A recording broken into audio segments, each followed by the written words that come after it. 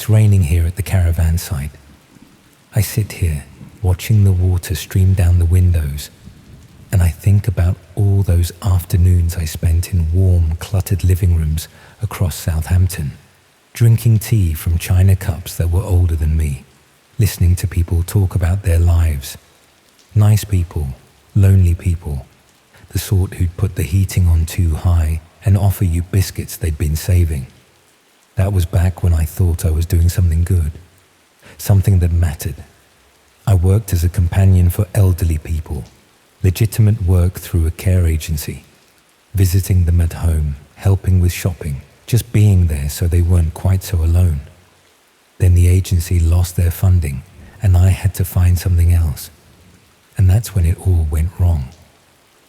I found better paid work doing what seemed like exactly the same thing, except it wasn't the same thing at all. I've had a lot of time to think about that these past few weeks. A lot of time to think about what I actually did, who I was really working for, and what happened to all those people who trusted me. I'd been working for a home care agency for about 6 years when they lost their council contract and had to let most of the staff go. I was 43, with no formal qualifications beyond my care certificate, and I quickly discovered that other agencies weren't hiring. The work had never paid brilliantly, but I'd enjoyed it, making a real difference to people's lives, helping them maintain independence in their own homes. After my redundancy, I spent several weeks applying for similar positions, but the care sector was contracting everywhere and there were dozens of applicants for every vacancy. I was facing the prospect of having to retrain for something completely different when I received a message through a care worker website I'd registered with. Someone was looking for experienced companions to visit elderly and vulnerable people who'd been referred through what they described as a private healthcare coordination service. The pay was substantially better than agency rates, about £25 per hour compared to the £9 I'd been earning before. They emphasized that they needed people with genuine empathy and care experience who could build trust quickly with isolated individuals. The job description made it sound like exactly the work I'd been doing, just through a private service rather than a local authority contract. I should have questioned why a private service would pay such generous rates, should have asked who was funding these visits and why they needed companions who could build trust quickly. But I was desperate for work and eager to get back to doing something I was good at. I filled out an application form online and had a phone interview with someone who called herself Mrs. Fletcher. She explained that their service worked with people who'd been identified as isolated and vulnerable, providing companionship visits to help improve their well-being and quality of life. The visits were funded through a combination of health service referrals and charitable grants. My first assignment came within days. I was given an address in Shirley, a brief background about the client, an elderly widow in her 70s who lived alone and had limited family contact, and instructions to visit for approximately 2 hours to provide companionship and assess her general well-being. When I arrived at the house, the woman who answered the door seemed surprised but pleased to have a visitor. She explained that someone from social services had mentioned arranging companion visits, though she hadn't been clear about when they would start. I spent a pleasant couple of hours chatting with her, helping her prepare lunch, and generally providing the sort of company I'd been offering for years in my previous role. Before I left, I completed a detailed assessment form the service had provided. It asked about the client's living situation, her daily routine, her family connections, her financial circumstances, even her health conditions and medications. The form was much more comprehensive than the basic well-being checks I'd done in my previous job, but I assumed this was because the private service wanted detailed information to provide appropriate ongoing support. The client seemed lonely and grateful for the company, and I felt good about the work I was doing. When Mrs. Fletcher contacted me afterwards to say the client had been very pleased with my visit and they wanted to arrange regular weekly appointments, I was delighted to accept. Over the following weeks, I visited dozens of different clients across Southampton and the surrounding areas. All of them were elderly people living alone, most with limited family contact or social connections. They were invariably pleased to have visitors, and I enjoyed providing the companionship and practical support that improved their daily lives. But I started noticing aspects of the work that didn't quite fit with what I understood about healthcare referral services. For one thing, none of the clients I visited seemed to know they'd been specifically referred for companion services. They all mentioned vague discussions with health visitors or social workers, but none had clear paperwork or formal arrangements. I also noticed that the assessment forms I was completing asked for information that seemed excessive for companionship services. Details about the client's property security, their banking arrangements, their medication routines, even their relationships with neighbors and family members. When I questioned why such detailed information was necessary, Mrs. Fletcher explained that comprehensive assessments helped them identify additional support needs and coordinate with other services. The explanation seemed plausible, though I was increasingly uncomfortable with the level of personal detail I was documenting about vulnerable people. But the work was steady, the pay was excellent, and the clients genuinely appreciated my visits. I convinced myself I was providing a valuable service despite my misgivings about the administrative requirements. The assignments became more specific over time. Instead of general companionship visits, I was given particular objectives for each client. I might be asked to determine whether they kept cash in the house or to assess whether they had valuable items like jewelry or antiques. Sometimes I was instructed to identify their banking details or find out if they had power of attorney arrangements with family members. When I questioned why I needed to gather such specific financial information, Mrs. Fletcher explained that they were assessing clients' eligibility for additional financial support or benefits they might be entitled to claim. The service wanted to ensure vulnerable people weren't missing out on assistance they could legally access. That rationale made enough sense that I continued following the briefs, though I was becoming increasingly aware that I was essentially conducting intelligence gathering about vulnerable people's financial situations and security arrangements. The companionship aspect of the work had become secondary to documenting detailed information about clients' circumstances. The breakthrough came when I recognized a news report about an elderly woman in Eastleigh who'd been the victim of a distraction burglary. Thieves had visited her home pretending to be from the water company, then stolen cash and jewelry while she was distracted. The report mentioned that the thieves had seemed to know exactly where to look for valuables and had known the woman lived alone with no nearby family. I checked my records and realized I'd visited that same woman about 3 weeks before the burglary. I documented in my assessment that she kept cash hidden in her bedroom, that she had valuable jewelry from her late husband, and that her nearest relative lived over 60 miles away. The thieves had used information I'd gathered to identify her as a vulnerable target and plan their approach. I felt physically sick at the realization that my companion visits were enabling criminals to identify and exploit vulnerable elderly people. The detailed assessments I'd been completing weren't about providing support services. They were intelligence gathering for people planning to target those I was supposed to be helping. I thought about all the other clients I'd visited over the past few months, all the detailed information I'd documented about their circumstances and vulnerabilities. Every assessment I'd completed had probably been used to identify potential targets for theft, fraud, or worse exploitation. But what made it unbearable was understanding that the clients had trusted me. I'd sat in their homes, shared their tea and biscuits, listened to their life stories, and they'd confided information to me because they believed I was there to help them. I'd exploited their loneliness and trust to gather intelligence that enabled criminals to victimize them.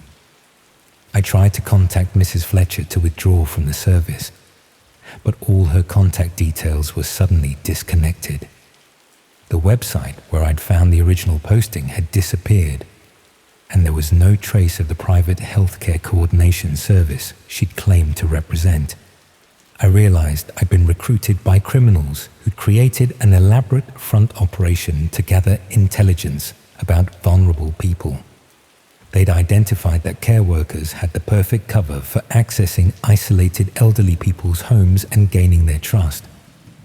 And they'd exploited my professional skills and financial desperation to make me complicit in systematic targeting of those I thought I was helping. I reported what I'd discovered to the police, but explaining my role without admitting to months of knowing participation in fraud proved complicated. The officer I spoke to was professional but clear that I'd been knowingly gathering sensitive information under false pretenses, regardless of what I'd been told about the service's purposes. I was advised that prosecution was possible depending on what the investigation uncovered, though cooperation might be taken into account. In the meantime, I should refuse any further contact with the service and prepare to provide detailed testimony about the clients I'd visited and the information I'd gathered. But before any further police contact happened, I started receiving threatening messages. Someone had obtained my personal mobile number and was sending texts warning me that people who cause problems for their employers face serious consequences. The messages made reference to specific clients I'd visited, implying they knew exactly what I'd been doing and for whom. I found evidence that someone had been through my flat while I was out speaking to police. Nothing had been stolen, but personal items had been moved in ways that made it obvious someone wanted me to know they'd been inside. They were demonstrating they could access my home whenever they chose, that my security meant nothing to people with professional expertise in gaining entry to properties. The harassment escalated when I refused to respond to the threatening messages. I received packages containing photographs of me leaving clients' homes, along with copies of the assessment forms I'd completed. The implication was clear. They had extensive documentation of my intelligence gathering activities, and they could use it to prove my complicity in targeting vulnerable people. I started noticing the same cars appearing in different locations, people watching my flat from across the street, even evidence that someone had been asking my neighbors about my routines and habits. I was being subjected to the same surveillance techniques I'd unwittingly helped apply to vulnerable elderly people. The final threat came in a form I hadn't expected. One of the clients I'd visited, an elderly gentleman in Hedge End, contacted me directly to say that people claiming to be from social services had visited his home asking about the companion who'd been seeing him regularly. They'd implied that I might not have been genuine and had been gathering information for criminal purposes. I realized they were systematically undermining my credibility with the very people I'd been trying to help. Even if I tried to warn clients about the intelligence I'd gathered, they'd been primed to dismiss anything I said as lies from someone who deceived them. My attempts to protect them would only confirm the story they'd been told about my supposed fraud. The manipulation was sophisticated and thorough.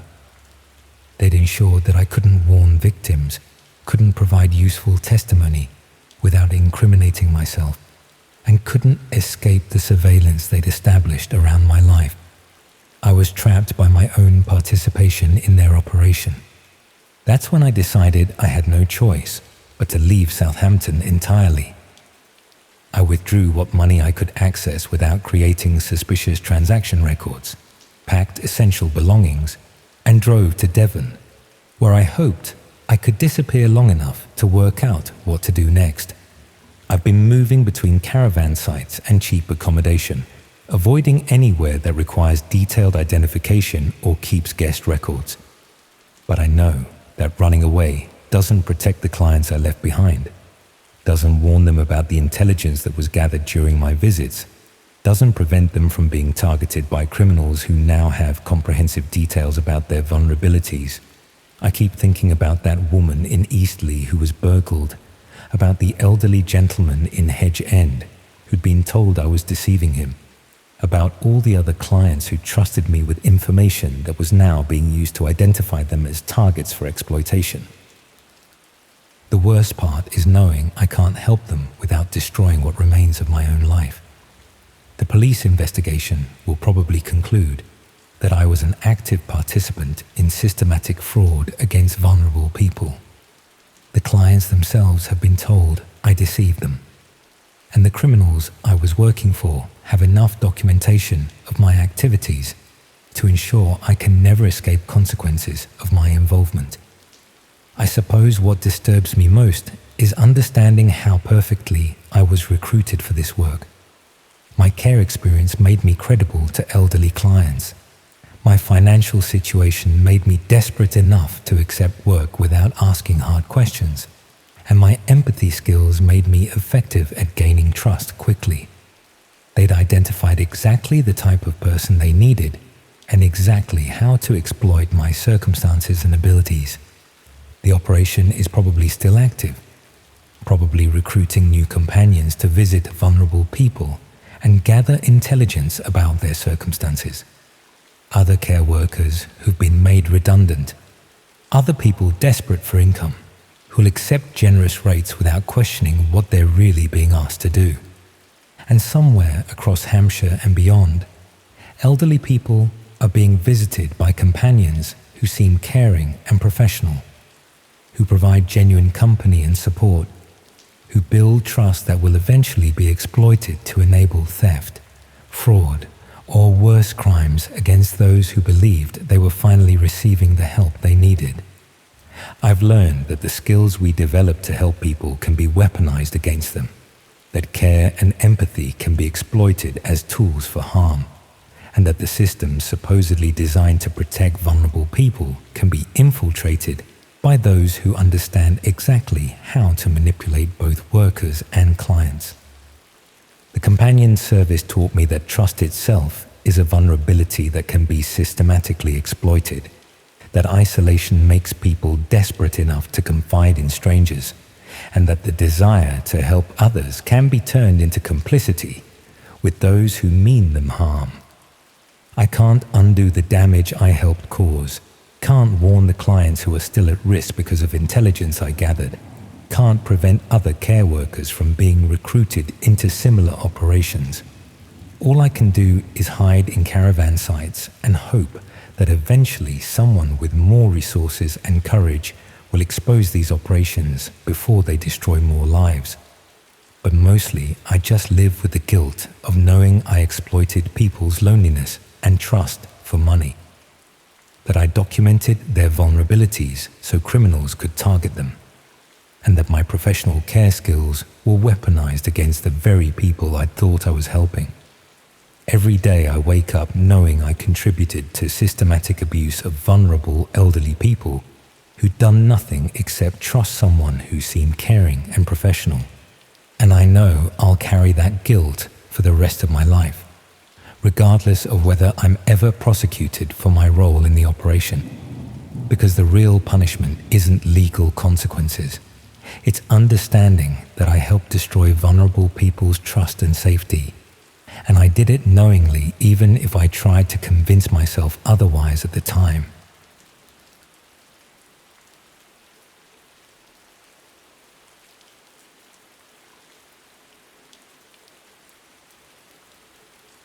You know how sometimes you lose touch with people and wonder what happened to them? Well, I found out what happened to my old flatmate, and I really wish I hadn't.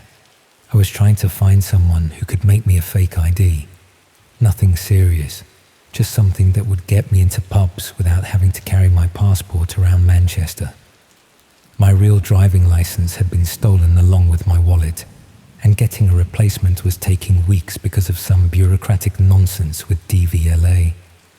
Someone at uni had mentioned there were places online where you could get decent fake documents made. So I spent a few evenings browsing hidden sites that specialized in that sort of thing.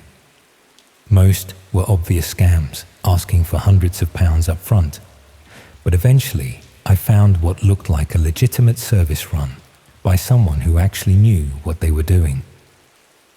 The site was simple but professional. Examples of their work, pricing for different types of documents, even customer reviews that seemed genuine. What caught my attention was that they offered to meet clients in person for document handovers, which seemed safer than trusting the post with something like a fake ID. The person running the operation called themselves Dockmaster and claimed to be based in the Northwest. When I sent an inquiry about getting a driving license made, they responded quickly with details about their process and pricing. About £80 for a basic fake that would pass casual inspection. More if you wanted something that could fool professional scrutiny. But it was the photograph on their profile page that made me do a double take.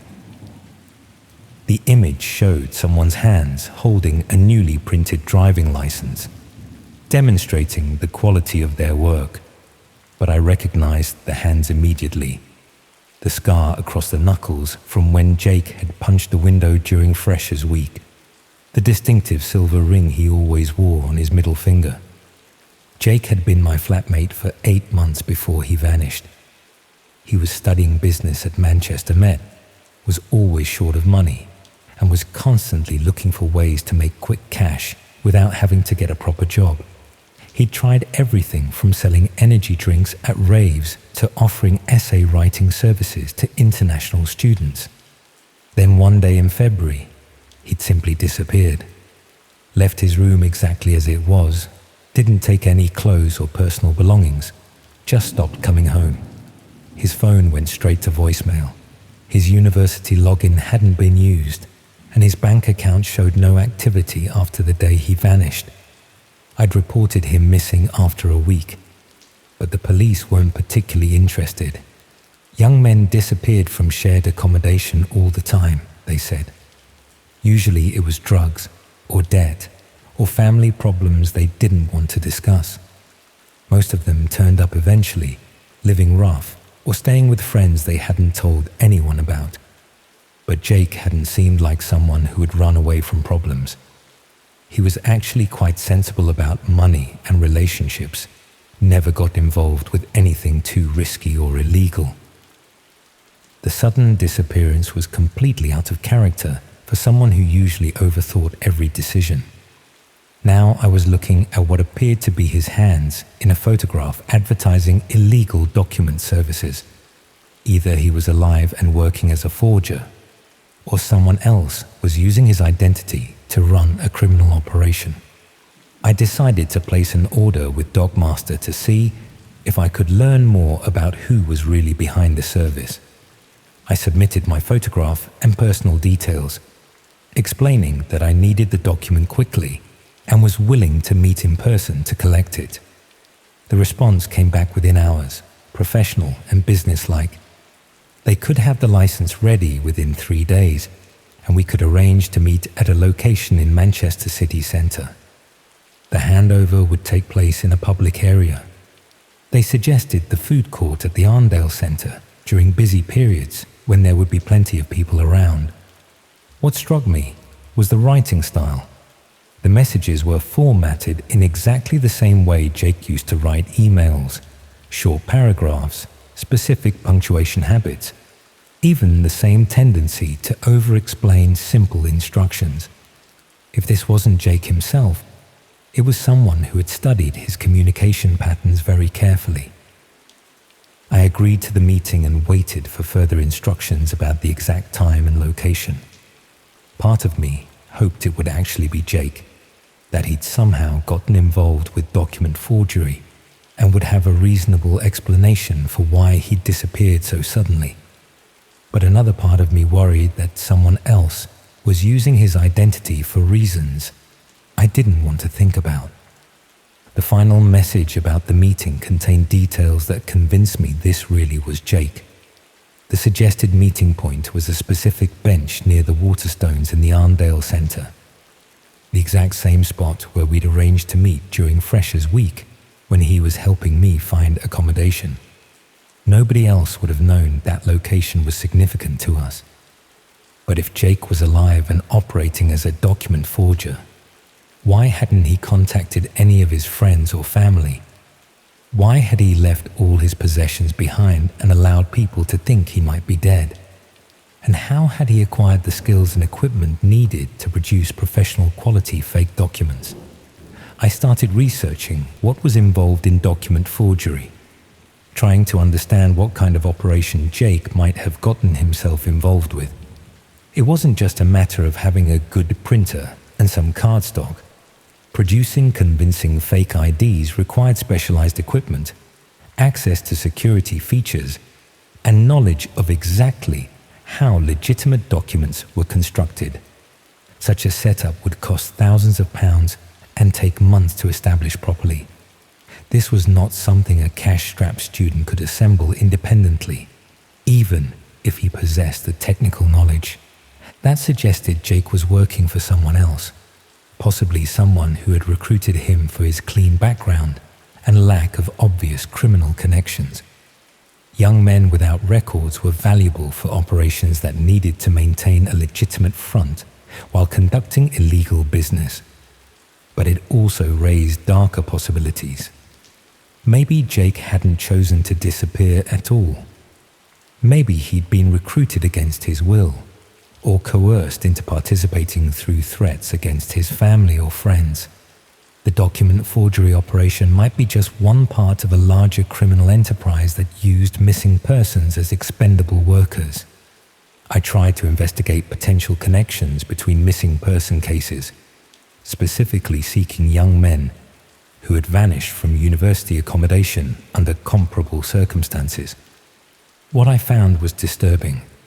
Dozens of cases across different cities, all involving students who had vanished without explanation, leaving behind personal belongings and active social lives.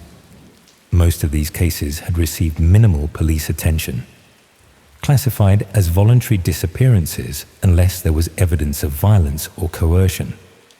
The missing persons were usually described as having financial problems or academic struggles that might motivate them to start fresh elsewhere.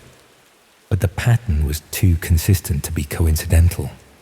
Someone was systematically targeting vulnerable students, making them disappear in ways that wouldn't trigger serious investigations, and at least some of them were probably being forced to work in illegal operations like the document forgery service I discovered. The day of the meeting arrived, and I positioned myself in the Arndale Centre early to observe the area around the designated meeting point. I wanted to see who showed up and whether they appeared to be working alone or as part of a larger group.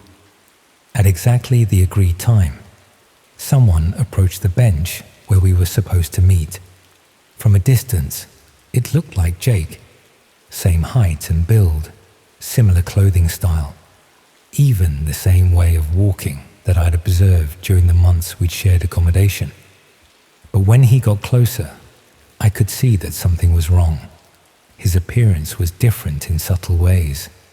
Hair cut shorter than he used to wear it, weight loss that made his face look gaunt, an overall demeanor that seemed more cautious and nervous than the confident person I remembered.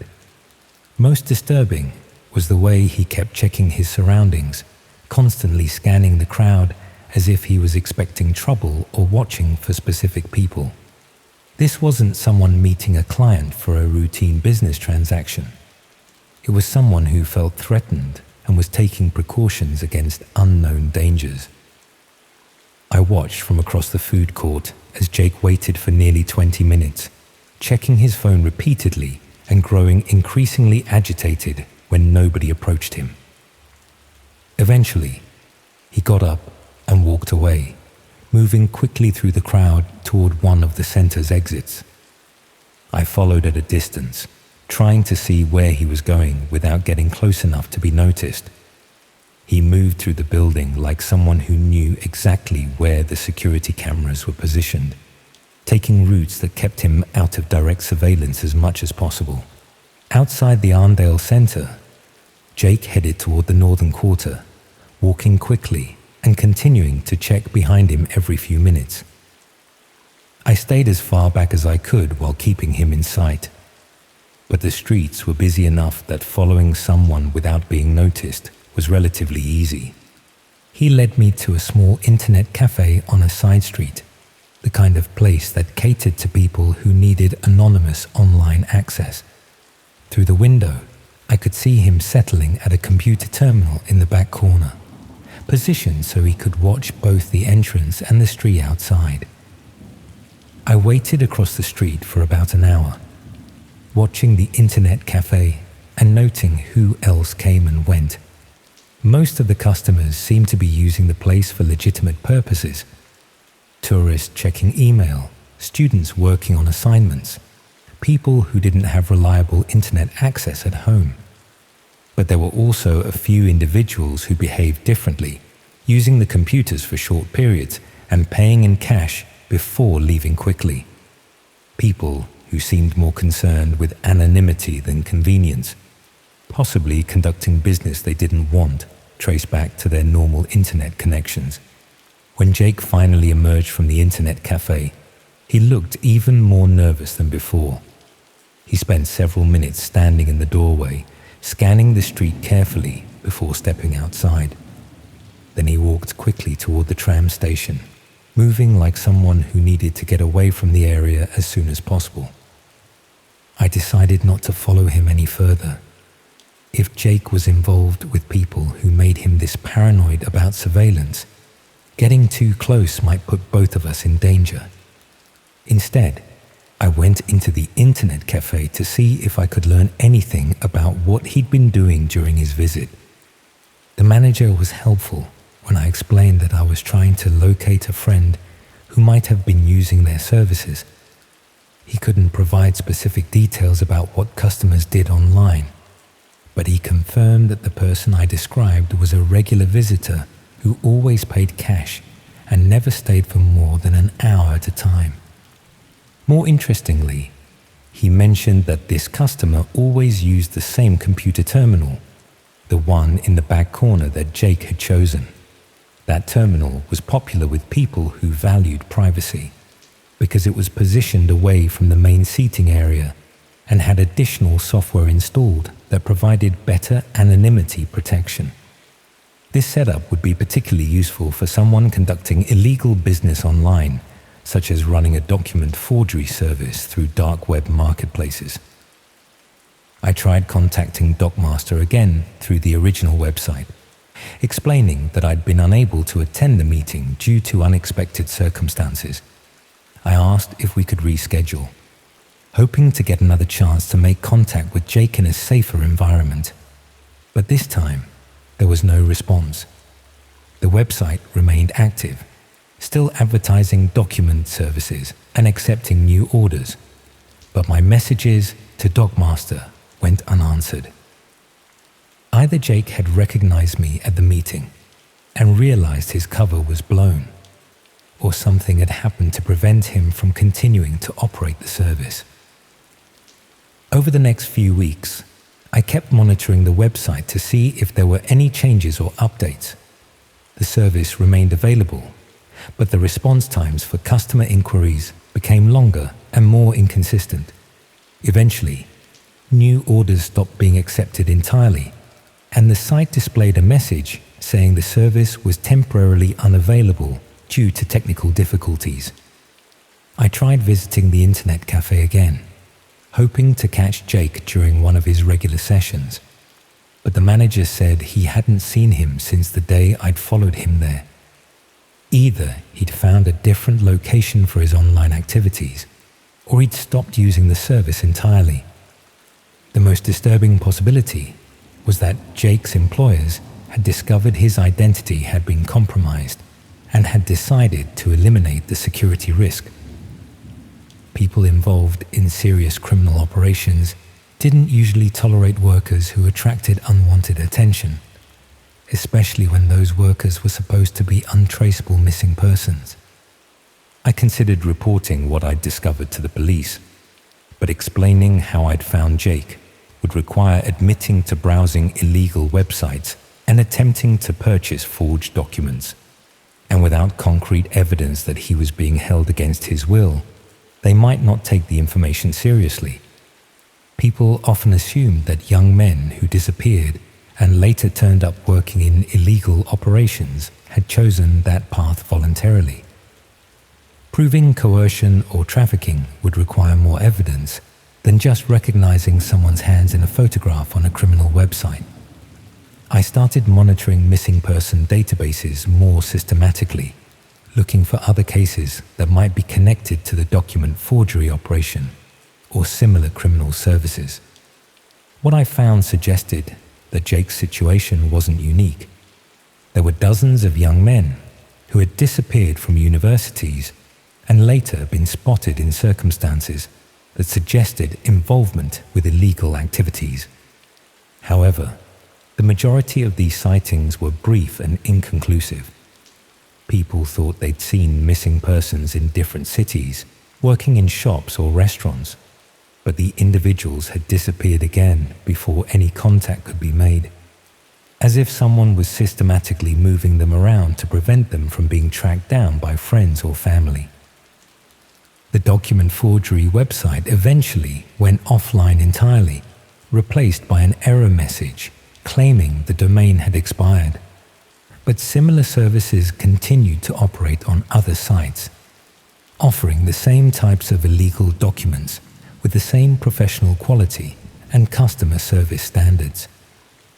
I sometimes wonder if Jake is still out there somewhere, working for people who use missing persons as expendable labor in criminal operations, whether he chose to disappear or was forced into it, and whether he has any way of escaping from whatever situation he's gotten trapped in.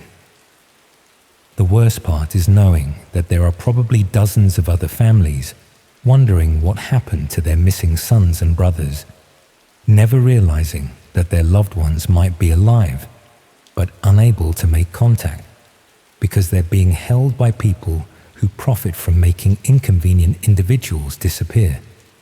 People who understand that a missing person presumed dead is much more valuable than a living person who might eventually find a way to ask for help.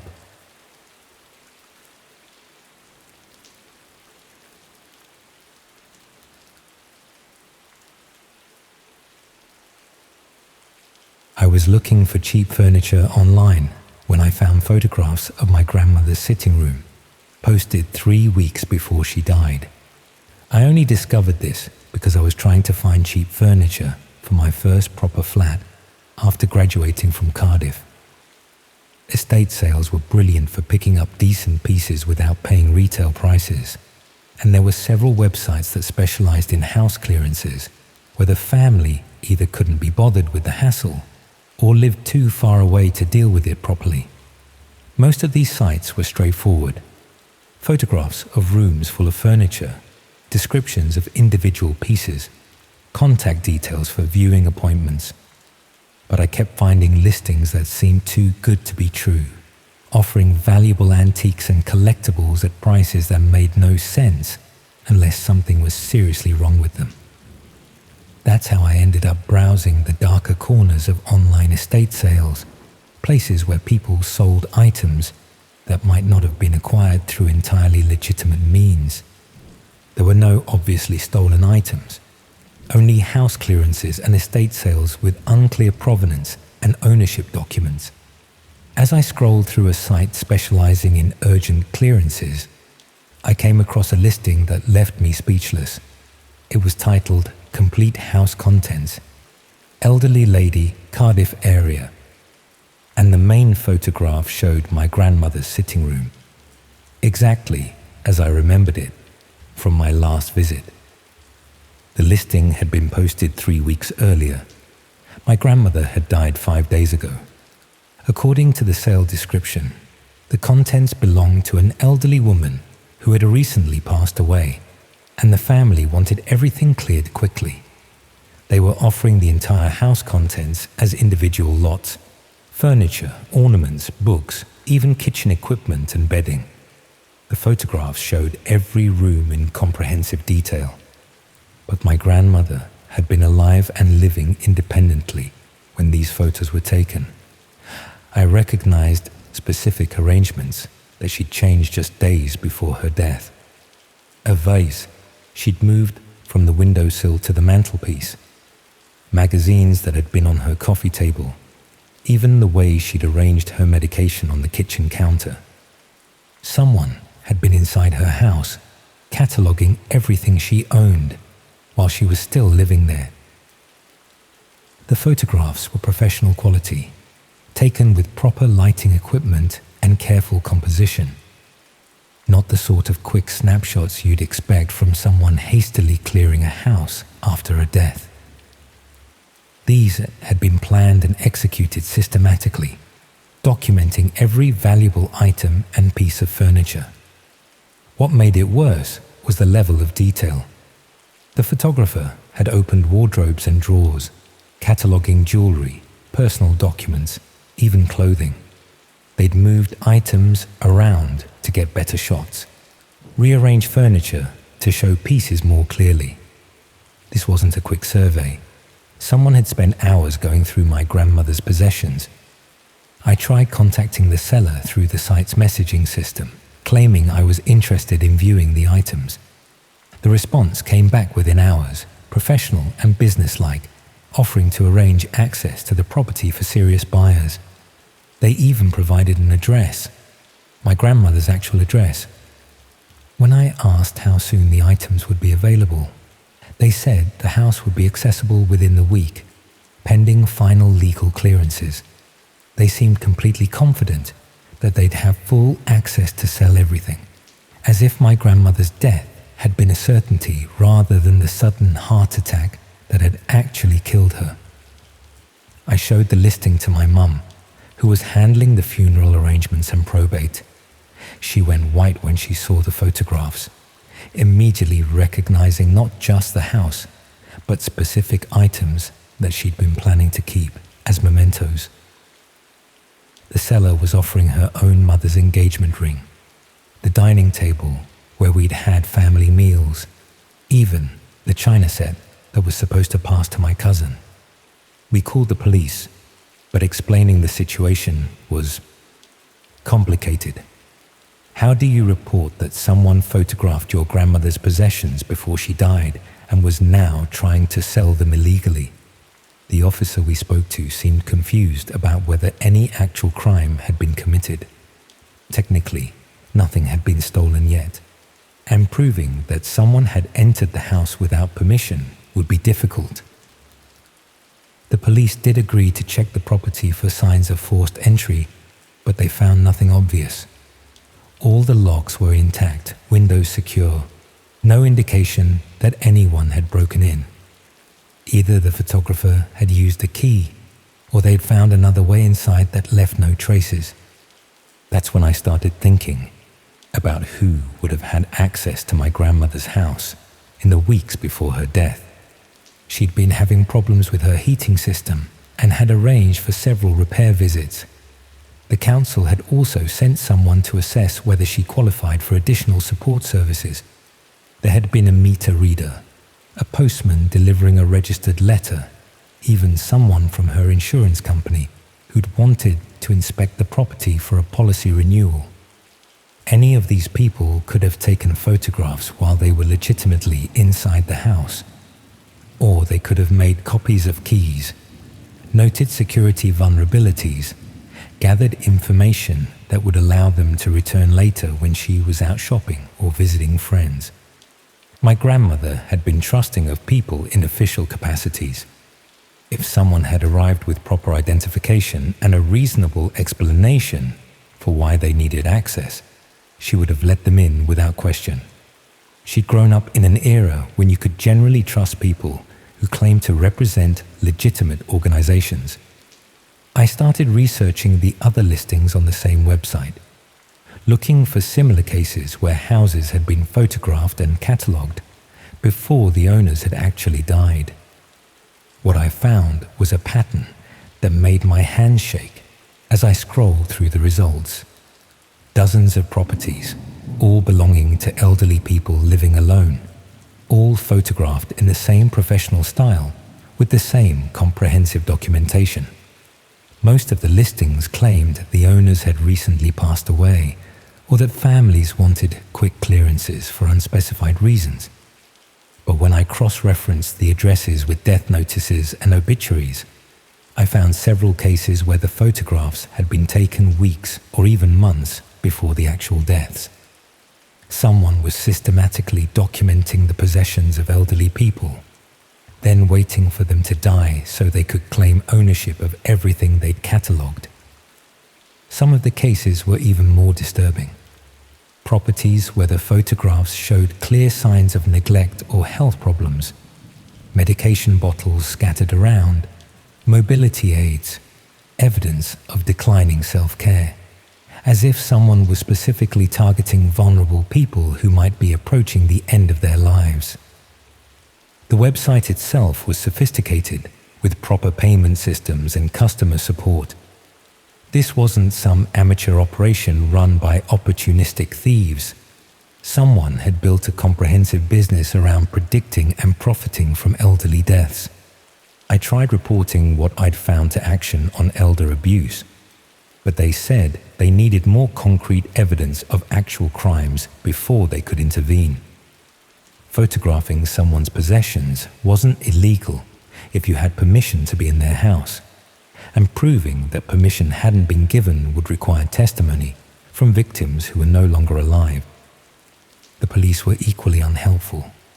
They agreed that the whole thing sounded suspicious, but without evidence of theft or fraud, there was little they could do.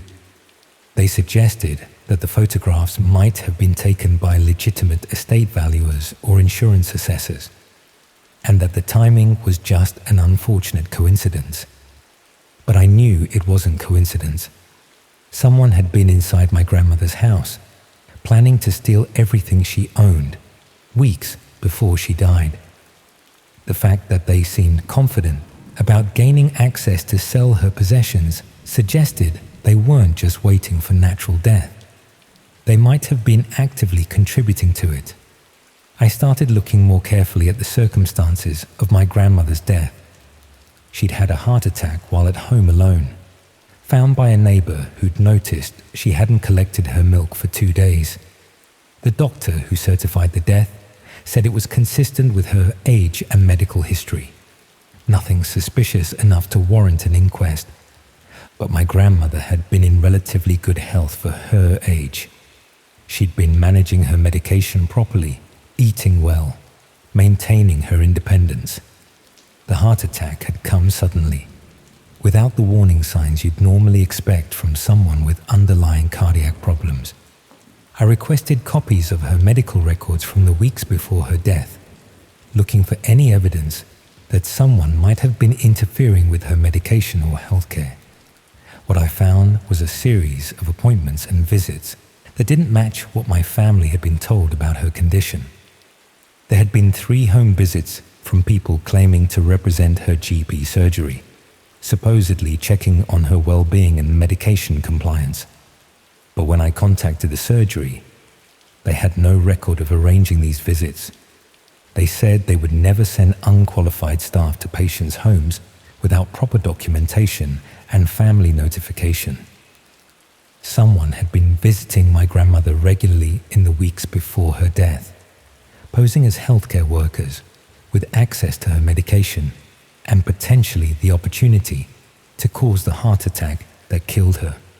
I tried presenting this evidence to the police, but they said it was too circumstantial to justify reopening the case. Elderly people often confuse details about medical appointments, and proving that unauthorized people had access to her medication would require toxicology tests that hadn't been performed during the original death investigation. Meanwhile, the online listing for her possessions remained active. The seller had updated the description to say that the property was now available for immediate clearance, and several valuable items had already been marked as sold. Someone was actively profiting from my grandmother's death, selling her possessions to buyers who had no idea they were purchasing the proceeds of what might have been murder. I tried bidding on some of the items myself, hoping to prevent them from being sold to strangers, but the seller seemed to have other buyers lined up. People were willing to pay premium prices for specific pieces, as if they'd been planning their purchases in advance. The most disturbing possibility was that the buyers were part of the same operation, that someone was running a comprehensive business that included targeting elderly victims, arranging their deaths, and selling their possessions to clients who appreciated the efficiency of the service. I started monitoring other listings on the same website, looking for properties that might be next on their target list. What I found were dozens of houses belonging to elderly people who were still alive, all photographed in the same professional style, all listed as coming soon or pending availability. Someone was building an inventory of elderly people's possessions, planning their deaths in advance, and taking orders from buyers who were happy to wait for their preferred items to become available through estate clearances. I tried warning some of the people whose houses had been photographed, but most of them didn't believe me. Elderly people who lived alone were often suspicious of strangers making unusual claims, and they had no way to verify that their houses had been secretly documented by people planning to kill them. The few who did take me seriously often didn't know what to do with the information. Calling the police to report that someone might be planning to murder them for their possessions sounded like paranoia, especially when the evidence was just photographs on a website they couldn't access themselves. I considered going to the media, but explaining about dark web marketplaces and estate sale fraud would require revealing how I'd found the information in the first place. Most journalists wouldn't be able to verify the websites or access the evidence needed to substantiate the story. Instead, I started documenting everything myself. Screenshots of listings, records of which properties had been photographed and when, cross-references with subsequent death notices and estate sales, building a comprehensive database that might eventually be useful to law enforcement, even if they weren't ready to act on it yet. What I discovered was that the operation was much larger than I'd initially realized. The same seller had listings for properties across Wales and Western England, suggesting a network of people who specialized in targeting elderly victims in multiple regions. Some of the photographs showed signs that the documentation process was becoming more systematic. Earlier listings were relatively simple, just showing furniture and valuable items. But more recent ones included detailed inventories, professional valuations, even photographs of documents like wills and insurance policies. Someone was expanding their business model, gathering information that would allow them to maximize profits from each victim, not just stealing possessions, but potentially manipulating inheritance arrangements and insurance claims to extract maximum value from each death they arranged. I'm still monitoring the websites, still documenting new listings, and trying to warn potential victims when I can identify them. But I know I'm fighting something much larger and more organized than I can handle alone. My grandmother's possessions are gone now, sold to buyers who will never know they were purchased with blood money. Her house has been cleared and put up for rent, with no trace remaining of the life she'd built there over 60 years.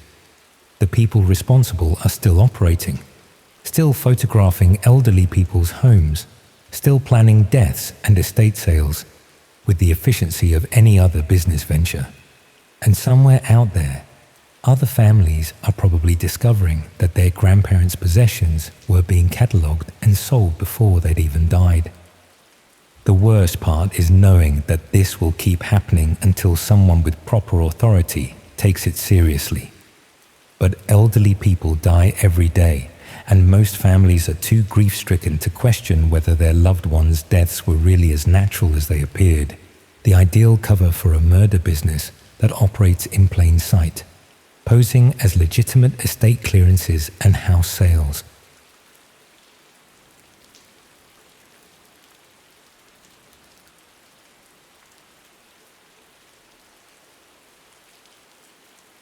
I've always been a bit of a loner, which suited me fine growing up.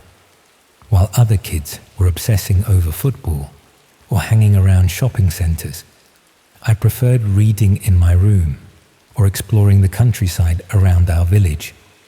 My parents worried I was too antisocial, but I just found books more fascinating than most people.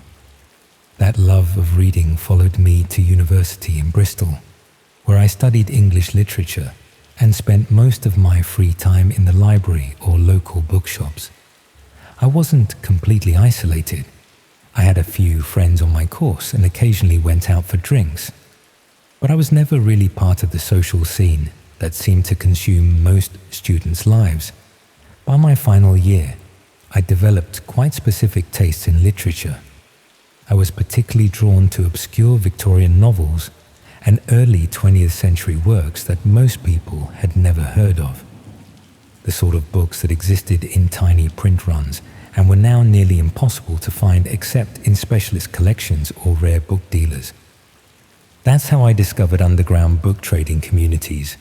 It started when I was trying to track down a particular novel by a forgotten author whose work had caught my attention during my dissertation research.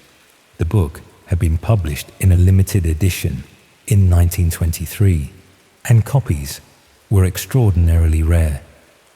The few I could find through legitimate antiquarian book dealers were priced at several £100s, completely beyond my student budget. Someone on a literature discussion board mentioned that there were alternative communities where rare books could be found through less conventional channels. Not necessarily stolen or illegal, just networks of collectors and enthusiasts who traded items privately without going through official dealers or auction houses. I was skeptical at first, but curiosity got the better of me. After some searching, I found my way to sites that operated like specialized marketplaces for book collectors. The setup was similar to normal online trading platforms, but focused exclusively on rare, out-of-print, or otherwise hard-to-find literary works. Most of the books being offered were legitimately rare editions that sellers had acquired through estate sales, house clearances, or inherited collections. The prices were reasonable, often significantly cheaper than what established dealers charged, and the community seemed to be made up of genuine enthusiasts rather than commercial operators. I found several items I'd been looking for, including the 1923 novel that had started my search. The seller was helpful and knowledgeable, providing detailed descriptions of the book's condition and provenance. When it arrived, it was exactly as described. A genuine first edition in remarkable condition for its age. Over the next few months, I became a regular participant in these book trading communities. I bought several rare editions for my collection and even sold a few duplicates I had acquired over the years. The other members were knowledgeable and passionate about literature, exactly the sort of people I enjoyed discussing books with. But gradually, I began noticing that some sections of these communities dealt with more than just rare books. There were private groups within the larger community that required special access and dealt with what they called exclusive materials. The descriptions were vague, but they seemed to be offering items that went beyond normal rare book collecting. Manuscripts, personal papers, even unpublished works by famous authors. When I inquired about joining these exclusive groups, I was told that membership required recommendations from existing members and demonstrated commitment to serious literary scholarship. They explained that some of the materials they dealt with were sensitive or controversial, requiring discretion and careful handling, That explanation made sense for genuinely important literary discoveries. Unpublished manuscripts or personal correspondence from famous authors would need to be handled carefully to protect both their value and the privacy of any living relatives or estate holders. I was eventually invited to join one of these exclusive groups after several established members vouched for my knowledge and discretion. The selection process was thorough, including detailed questions about my academic background and research interests. The exclusive group dealt with materials that were genuinely extraordinary. Unpublished poems by well-known authors, personal letters between famous literary figures, even early drafts of novels that showed how classic works had evolved during the writing process. The sort of items that would be invaluable to serious scholars, but would never be made available through conventional academic channels. Most of these materials had been acquired through private collectors who preferred to keep their transactions confidential. Estate executors who wanted to sell items quickly without the publicity that major auction houses would generate. Families who had inherited literary collections but wanted to avoid the complicated legal and tax implications of donating them to institutions. The group's members included university professors, independent researchers, and serious collectors who were genuinely committed to preserving and studying important literary works. The discussions were intelligent and well-informed, focusing on the historical and scholarly significance of the materials being offered. But as I became more involved with the group, I started noticing things that made me uncomfortable. Some of the materials being offered seemed to have unclear or questionable provenance. Items that sellers claimed to have acquired through legitimate channels, but couldn't provide detailed documentation about how they'd obtained them. Manuscripts that had supposedly been discovered in private collections, but matched descriptions of items that had been reported missing from institutional libraries. When I raised concerns about this, other group members explained that provenance documentation was often incomplete for materials that had been in private hands for decades. Many important literary items had been acquired informally over the years, and expecting modern standards of documentation for historical transactions was unrealistic. That explanation was reasonable up to a point, but I began to suspect that some sellers were deliberately obscuring the origins of their materials to avoid awkward questions about how they'd been acquired. More troubling were the types of materials that some group members were specifically seeking. Rather than looking for items related to their stated research interests, some buyers seemed to be commissioning thefts of particular items from known collections. They would provide detailed descriptions of specific manuscripts or books, along with information about which libraries or private collections currently held them. Then they would wait for sellers to offer those exact items, often within surprisingly short timeframes. The pattern suggested that some group members were essentially placing orders for materials they wanted, stolen from legitimate owners. When I tried to discuss these concerns with other members, I found that the group had strict rules about questioning other members' activities or the legitimacy of materials being offered. Such discussions were considered disruptive to the community and could result in membership being revoked. The group also had elaborate security measures that seemed excessive for a community of book collectors. All communications were heavily secured. Members used pseudonyms rather than real names, and there were strict protocols about maintaining anonymity and avoiding any activities that might attract attention from law enforcement. I began to realize that I'd gotten involved with something much more serious than enthusiastic book collecting. Some group members were clearly involved in systematic theft of rare books and manuscripts from libraries, universities, and private collections.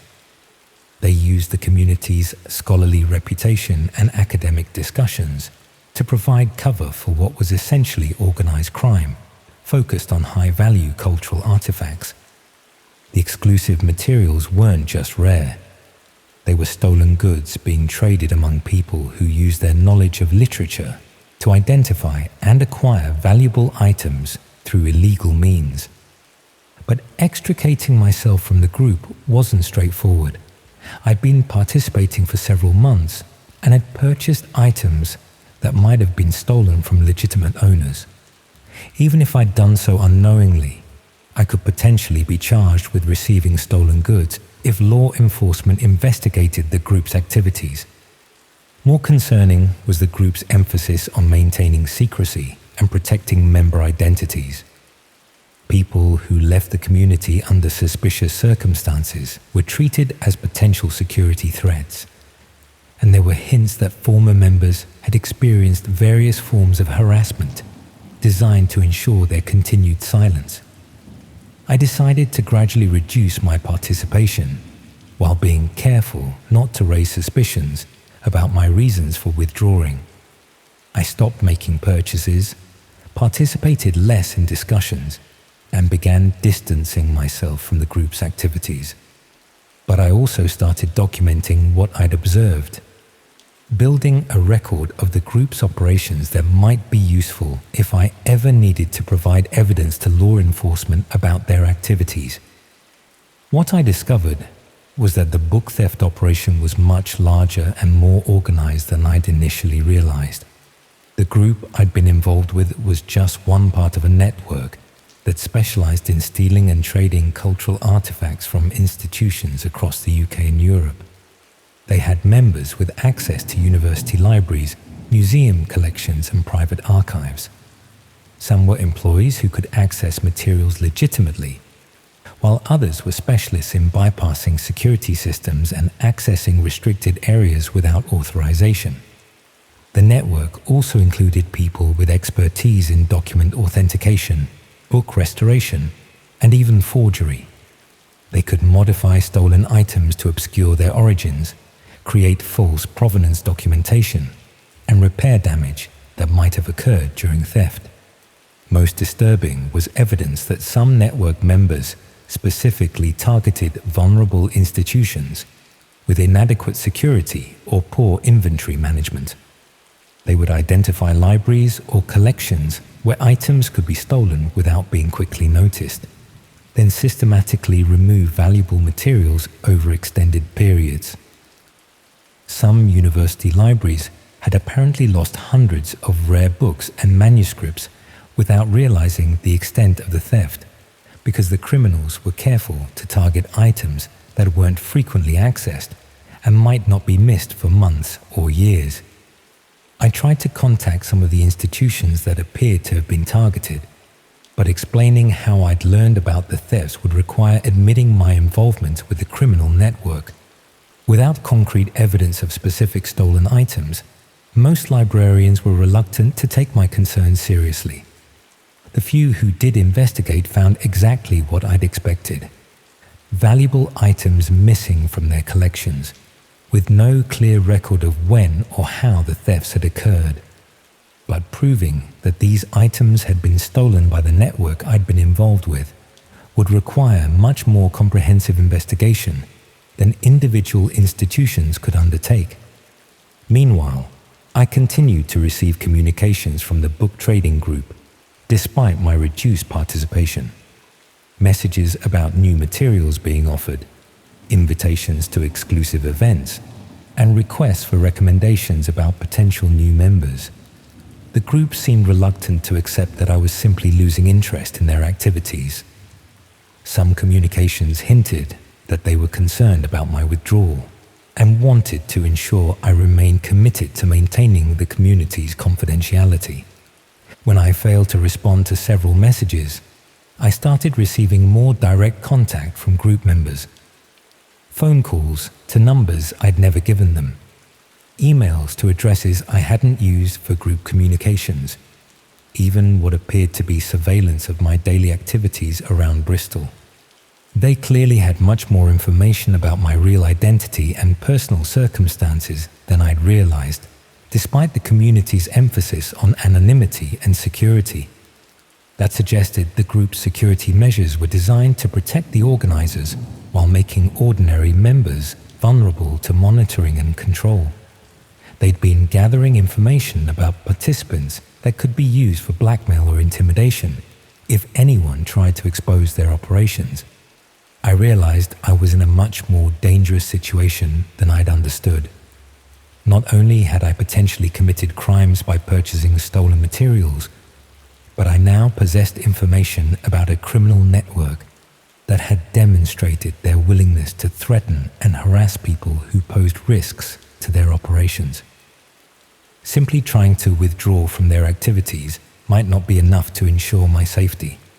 If they considered me a security threat, they might take more serious action to prevent me from exposing what I'd learned about their methods and targets.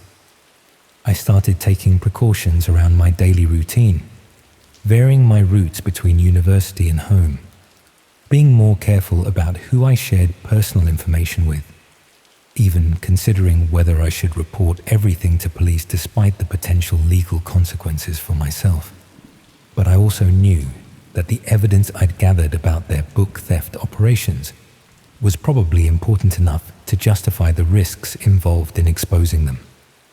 Cultural institutions across the country were losing irreplaceable materials to organized criminals who treated priceless literary works as commodities to be bought and sold. The question was whether I could find a way to provide information to law enforcement without destroying my own life in the process. That question became much more urgent when I discovered someone had been inside my student accommodation. I came back from lectures one afternoon to find subtle signs that my room had been searched. Nothing obviously disturbed, but books rearranged slightly, drawers that weren't quite closed properly, even my laptop repositioned on my desk. Someone had been through my possessions carefully and professionally, looking for evidence of what I might know about the book theft network. They'd probably found exactly what they were looking for. My research notes about the group's activities, copies of communications with other members, even photographs I'd taken of some of the rare books I'd purchased that might help identify stolen materials. Now they knew I'd been documenting their operations and posed a serious threat to their continued activities. I had maybe hours before they decided how to deal with that threat.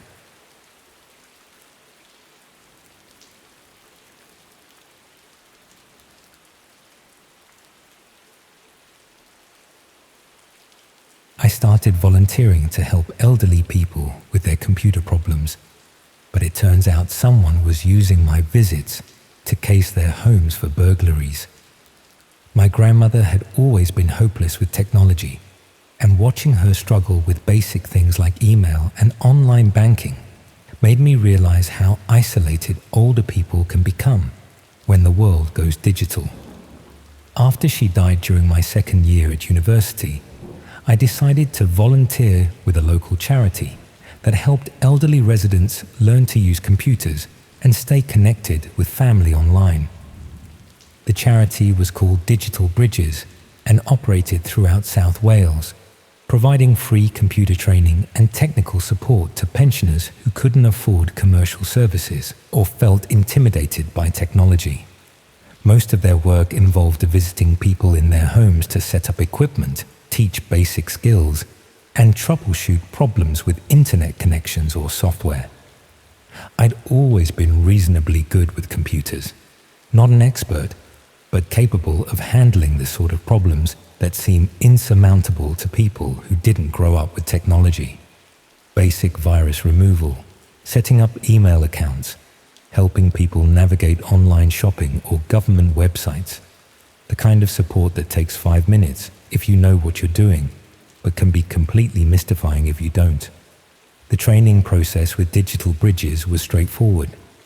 They provided background checks for all volunteers, basic training on computer security and data protection, and guidelines for working safely in people's homes. The charity had been operating for several years and had built up a good reputation with social services and local councils. My coordinator was a woman called Sarah who managed volunteers across the Cardiff area. She seemed professional and knowledgeable, with extensive experience in community outreach and elderly care. She explained that most of their clients were referred through social services, doctors' surgeries, or local community centers when people needed help staying connected with family or accessing essential online services. The work itself was rewarding in exactly the way I'd hoped. Most clients were genuinely grateful for help with technology that allowed them to video chat with grandchildren, order groceries online, or manage their finances without having to travel to bank branches. Simple assistance that made a significant difference to people's independence and quality of life. But after a few weeks of regular visits, I started noticing aspects of the Digital Bridges operation that seemed unusual for a charity focused on computer training. Sarah was surprisingly interested in details about clients' living situations that didn't seem relevant to providing technical support.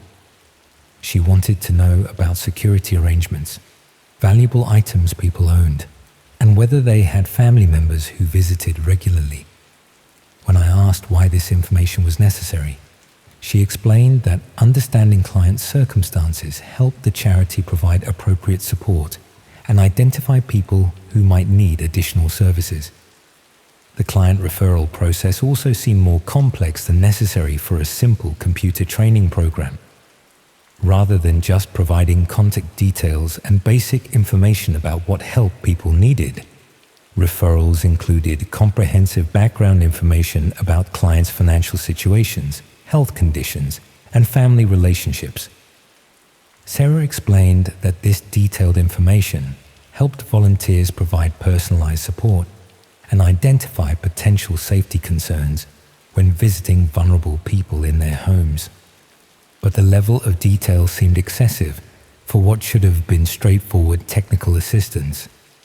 I began paying more attention to the other volunteers working for Digital Bridges, trying to understand whether they shared my concerns about the organization's practices.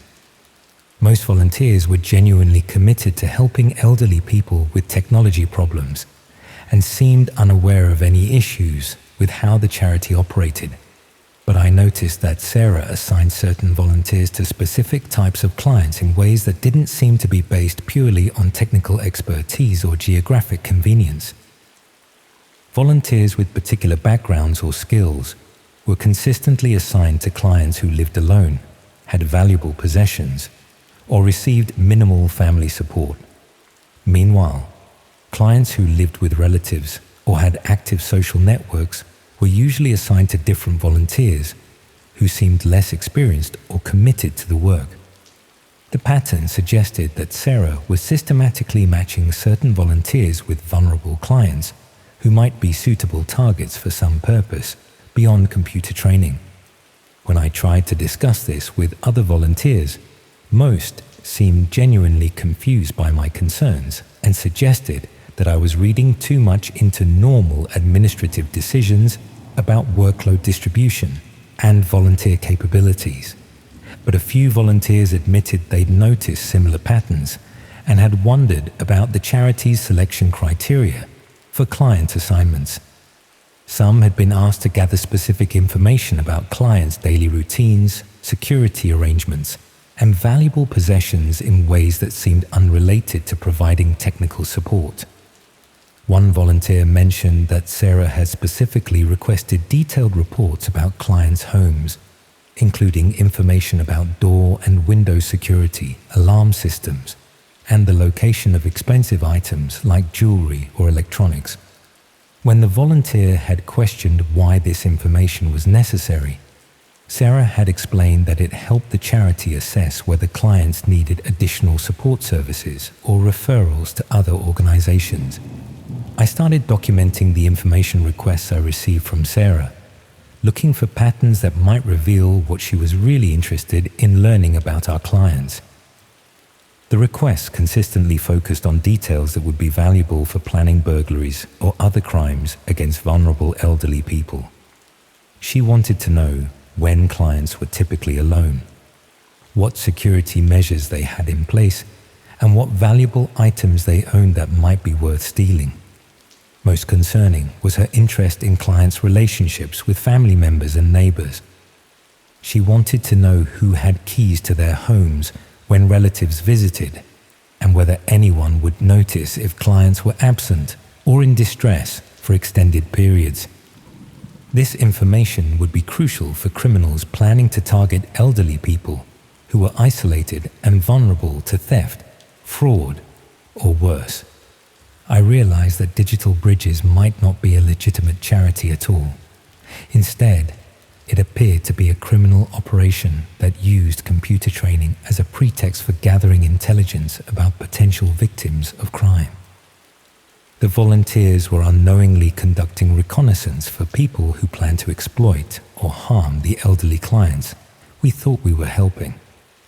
When I tried to research Digital Bridges more thoroughly, I found that while the charity was officially registered and had proper documentation, there was very little information about its leadership, funding sources, or actual activities beyond the basic computer training services. The charity's website and promotional materials looked professional, but they contained minimal specific information about their programs, success stories, or partnerships with other organizations. For an established charity that claimed to serve hundreds of clients across South Wales, their public profile was surprisingly limited. Most legitimate charities had extensive documentation about their work, regular reports to funders, and active engagement with local media and community organizations. Digital Bridges seemed to operate with much less transparency and accountability than would be expected for an organization providing services to vulnerable populations. I tried contacting some of the organizations that supposedly referred clients to Digital Bridges, hoping to verify that they were aware of the charity's activities and had confidence in their services. What I found was concerning.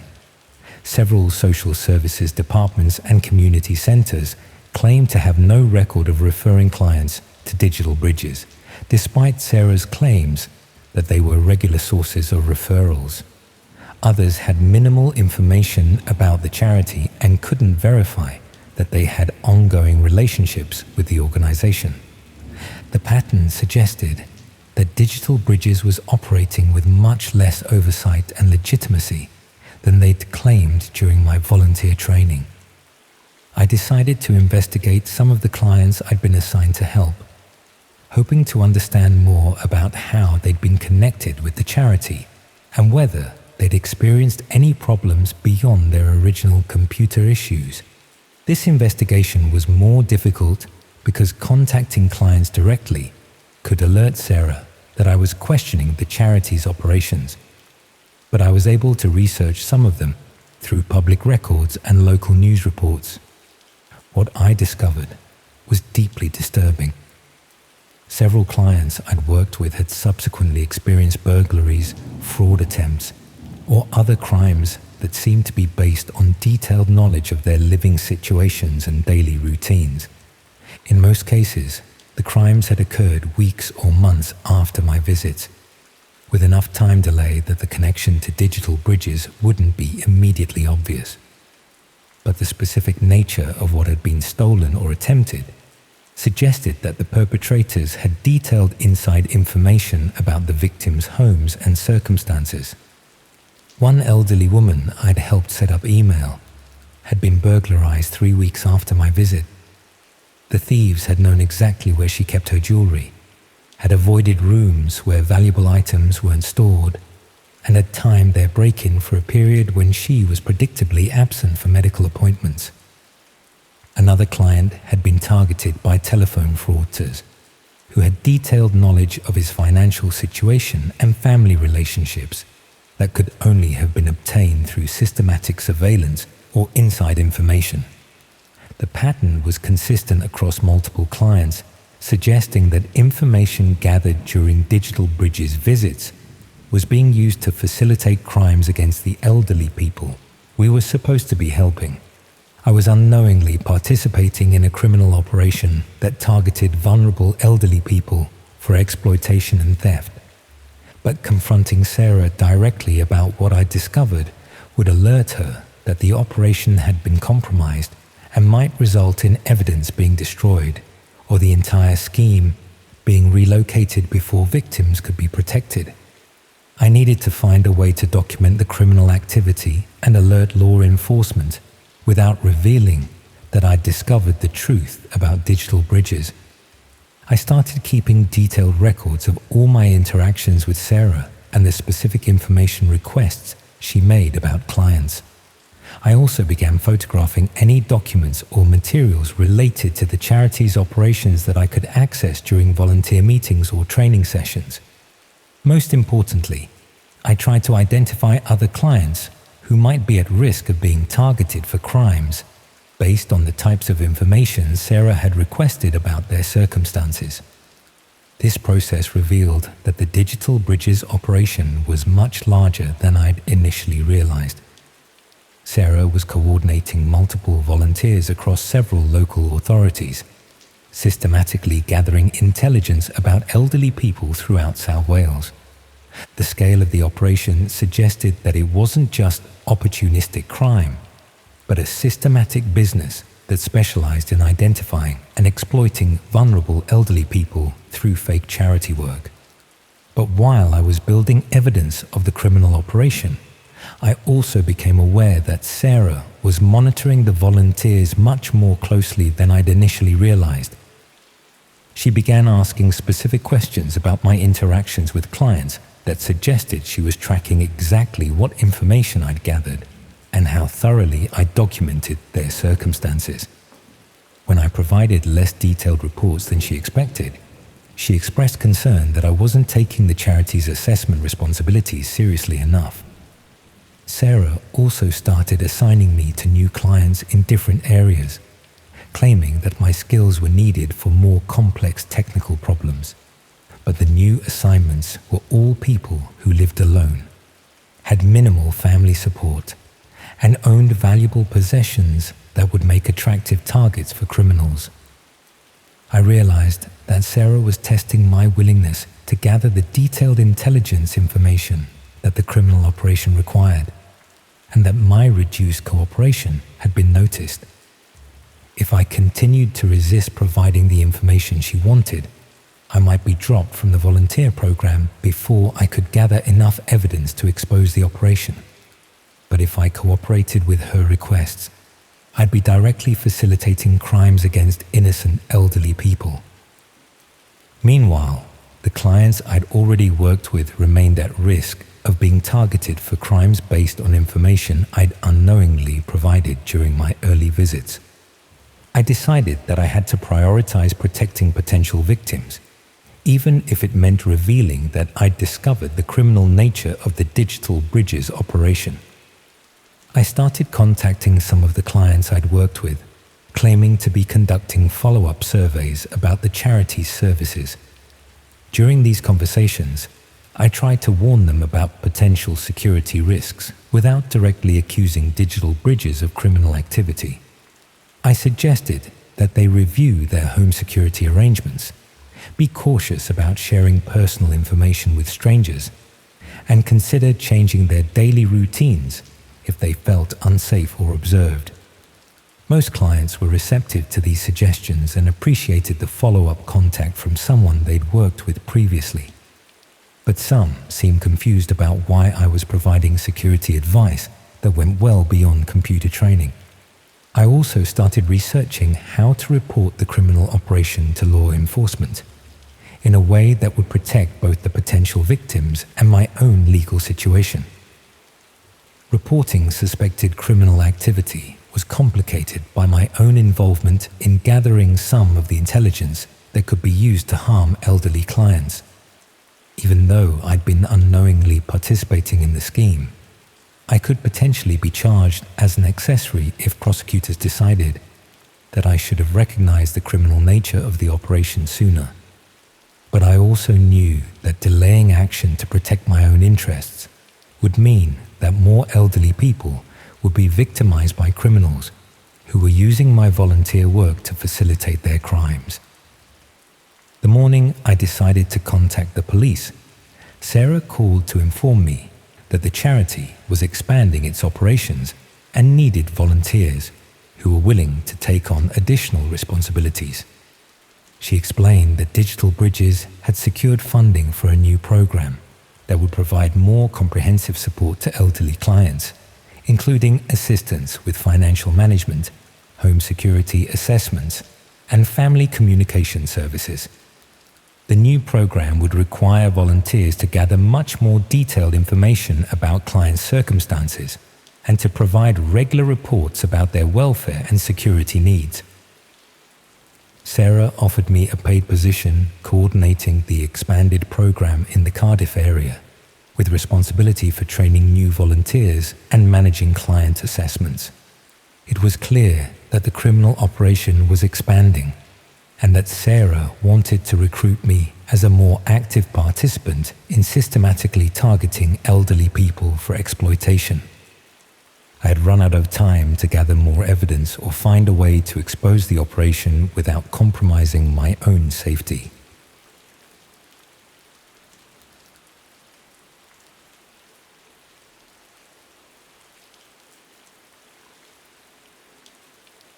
I used to think I was pretty good at staying out of trouble. Always handed assignments in on time, never got into fights, kept my head down and minded my own business. The sort of person teachers liked and parents approved of their kids hanging around with. That all changed when I started my second year at Leeds and got put in halls with Danny Morrison. Danny was one of those people who seemed to attract chaos wherever he went. Not in an obvious way. He wasn't violent or particularly reckless, just someone who always knew people who knew people, if you know what I mean.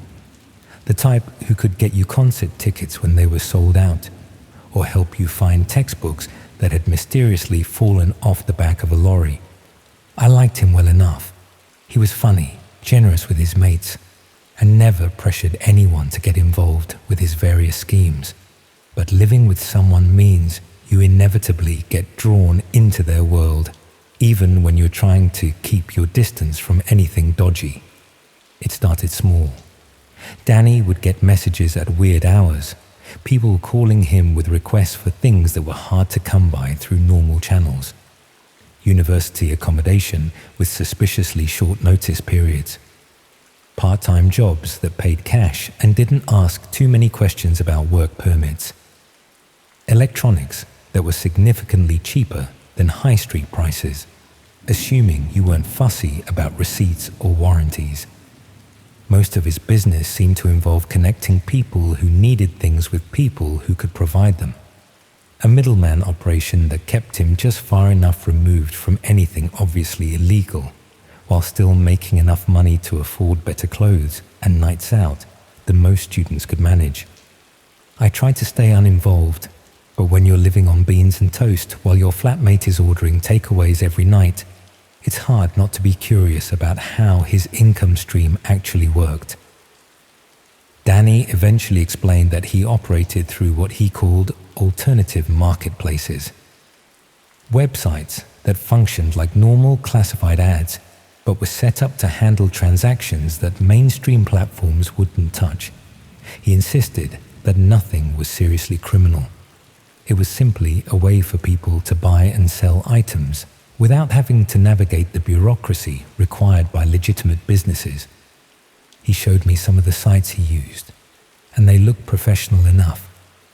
Clean layouts, user ratings, even customer service contact forms. The main difference from normal classified sites was that they were hosted on hidden web addresses that you couldn't access through standard browsers. The products themselves seemed fairly mundane.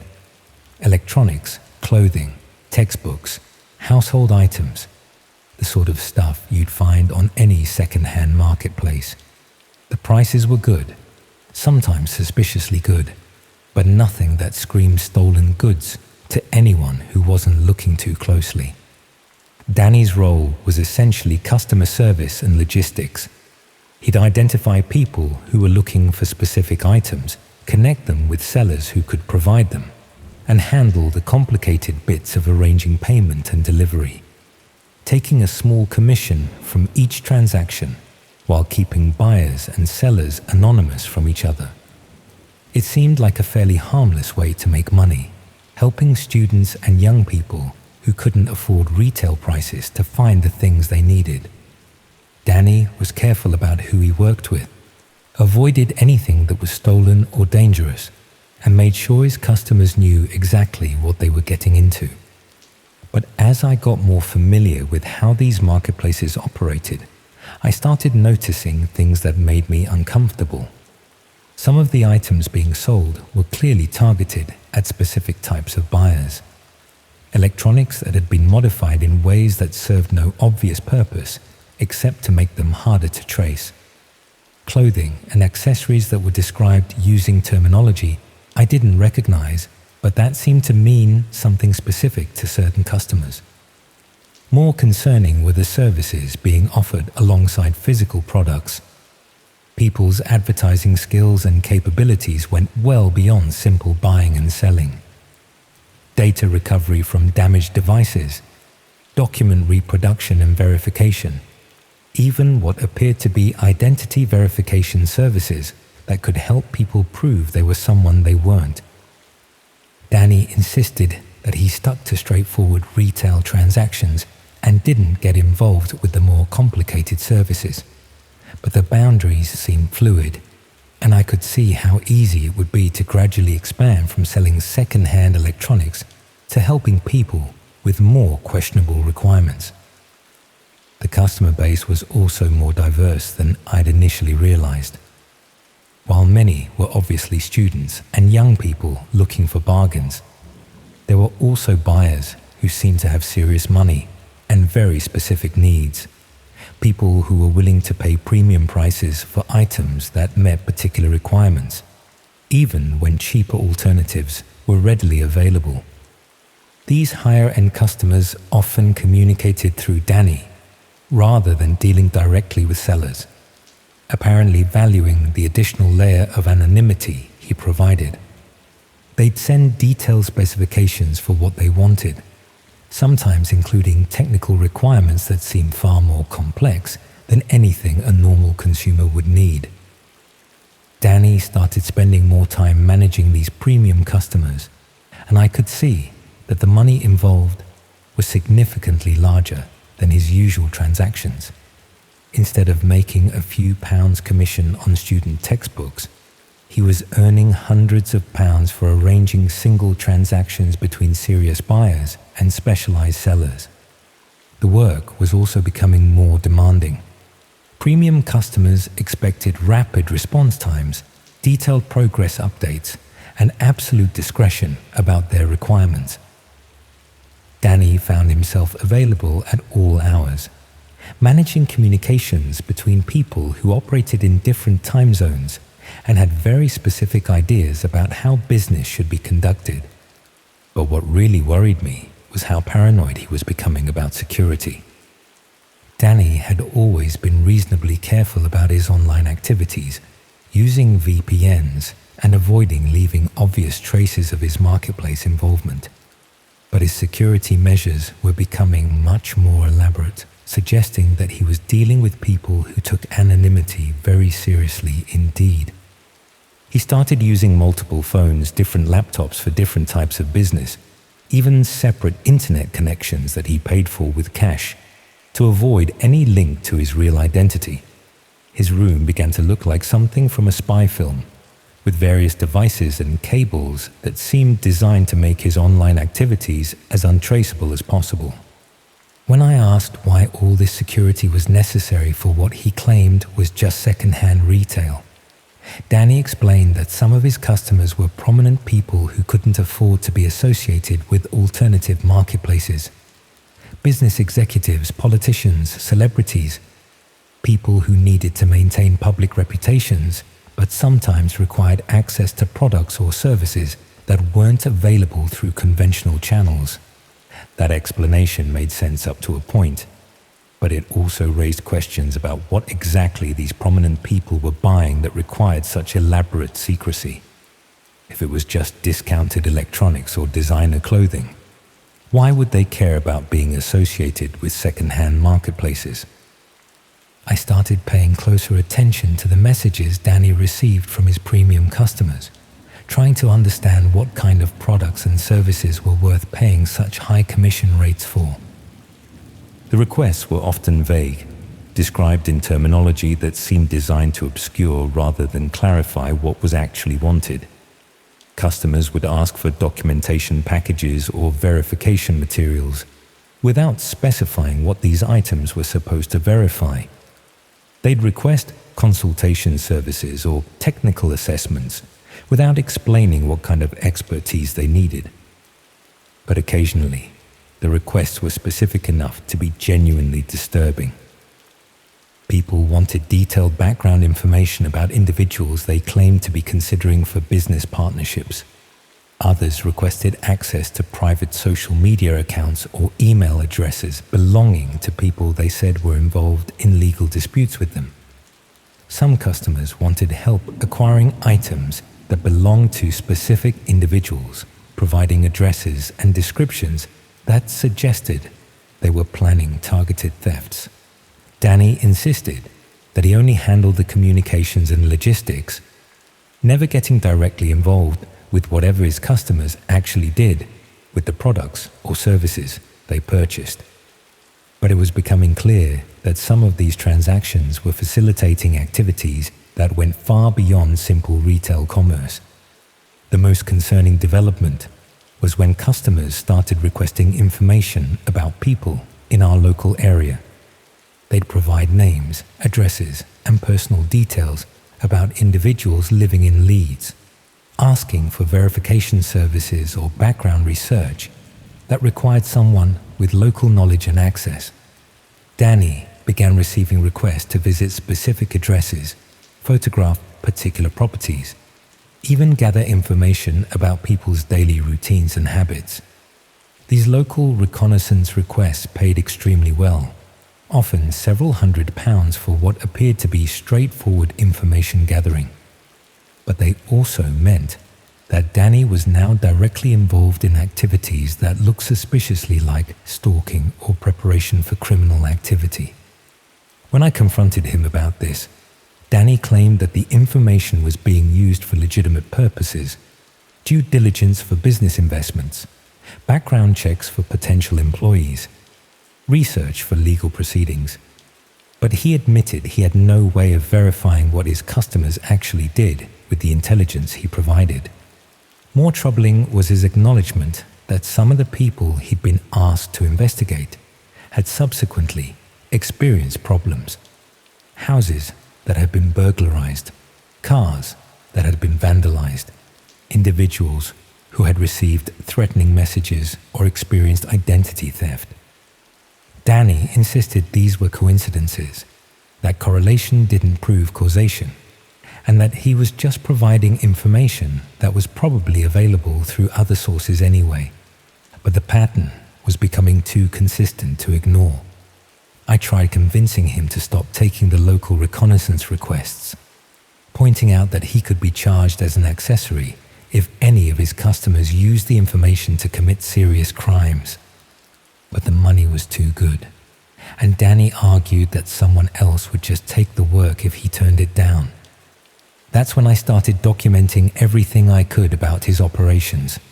I began keeping records of the customers he worked with, the types of requests he received, and their outcomes for people who had been investigated or targeted, building a file that might be useful if I ever needed to distance myself from his activities or provide evidence to authorities. What I discovered was that Danny's operation was much larger and more organized than he'd admitted. He wasn't just a freelance middleman handling occasional transactions. He was part of a network that specialized in providing intelligence and access services to clients who couldn't or wouldn't use legitimate channels. The network included people with skills in surveillance, data recovery, social engineering, and physical security. Customers could commission comprehensive investigations that included online research, physical reconnaissance, and even direct approach operations designed to extract information from targets. Danny's role was primarily handling local operations in the Leeds area, but he was connected to similar operatives in other cities who could provide coverage across the UK. The organization was sophisticated enough to handle complex multi-stage investigations that required coordination between different specialists and geographic regions. Most disturbing was the evidence that some customers were using these services to target vulnerable individuals for exploitation or harm. People in financial distress who could be manipulated into fraudulent schemes. Elderly individuals whose personal information could be used for identity theft. Young people who could be approached and recruited for various types of criminal activity. I realized that by living with Danny and keeping quiet about his operations, I was potentially complicit in facilitating serious crimes against innocent people. Even if I wasn't directly involved in gathering intelligence or providing services, my silence was enabling activities that were destroying other people's lives. But confronting Danny directly seemed increasingly dangerous. He'd become paranoid about security breaches and was constantly worried about being exposed by customers or competitors. Anyone who posed a threat to his operation was seen as a serious liability that needed to be dealt with. I started making plans to move out of our shared accommodation and distance myself from his activities entirely. But I also knew that simply walking away wouldn't protect me if Danny's customers decided I knew too much about their operations. The people he worked with had demonstrated their willingness to target individuals who posed threats to their interests. And as someone who'd been living with one of their operatives for months, I'd inevitably learn details about their methods and customers that could be damaging if disclosed to authorities. I was trapped between staying involved with activities I knew were harmful and trying to extract myself from a situation that was becoming increasingly dangerous for everyone involved. That's when Danny disappeared. I came back from lectures one afternoon to find his room completely cleared out, all his equipment gone. No note or explanation about where he'd gone or when he might be back. The only trace of his occupancy was a faint smell of cleaning products that suggested someone had worked very hard to remove any evidence of what had been happening in that room. I tried contacting him through the various phone numbers and email addresses I had, but they'd all been disconnected or abandoned. His social media accounts had been deleted. His university enrollment had been terminated, and none of our mutual friends had heard from him since the day he'd vanished. It was as if Danny Morrison had simply stopped existing. The university housing office eventually assigned me a new flatmate, a quiet engineering student who showed no interest in alternative marketplaces or questionable income streams. Life returned to something approaching normal, and I tried to convince myself that Danny's disappearance was just him moving on to better opportunities elsewhere. But I kept monitoring the hidden marketplaces where he'd operated, looking for signs that his network was still active in the Leeds area. What I found was that the services he'd provided were definitely continuing, but with different operatives handling local operations.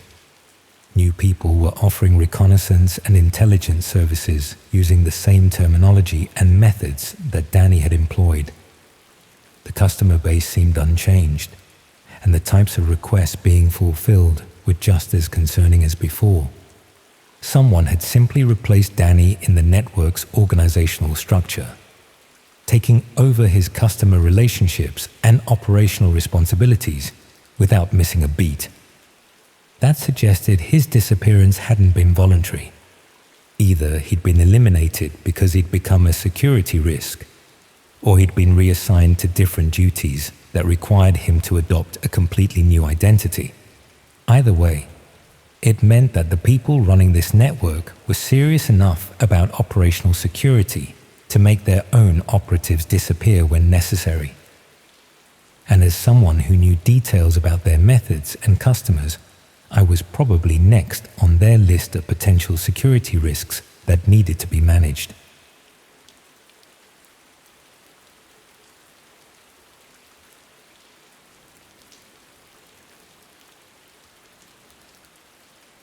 I think the moment things truly went wrong was far earlier than I've ever been willing to admit. I kept trying to pin it on some later decision, some point where everything supposedly shifted, but deep down I knew from the beginning that the work was warped.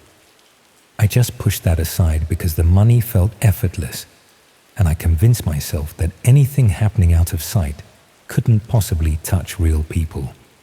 I used to write harmless classifieds, the dull little ads in local papers about unwanted sofas or gardening services. Then someone offered me far too much money to write near identical listings for sites I didn't recognize. Places buried so deeply online that you needed specific tools just to reach them. Now I'm hiding. I don't want to talk about where.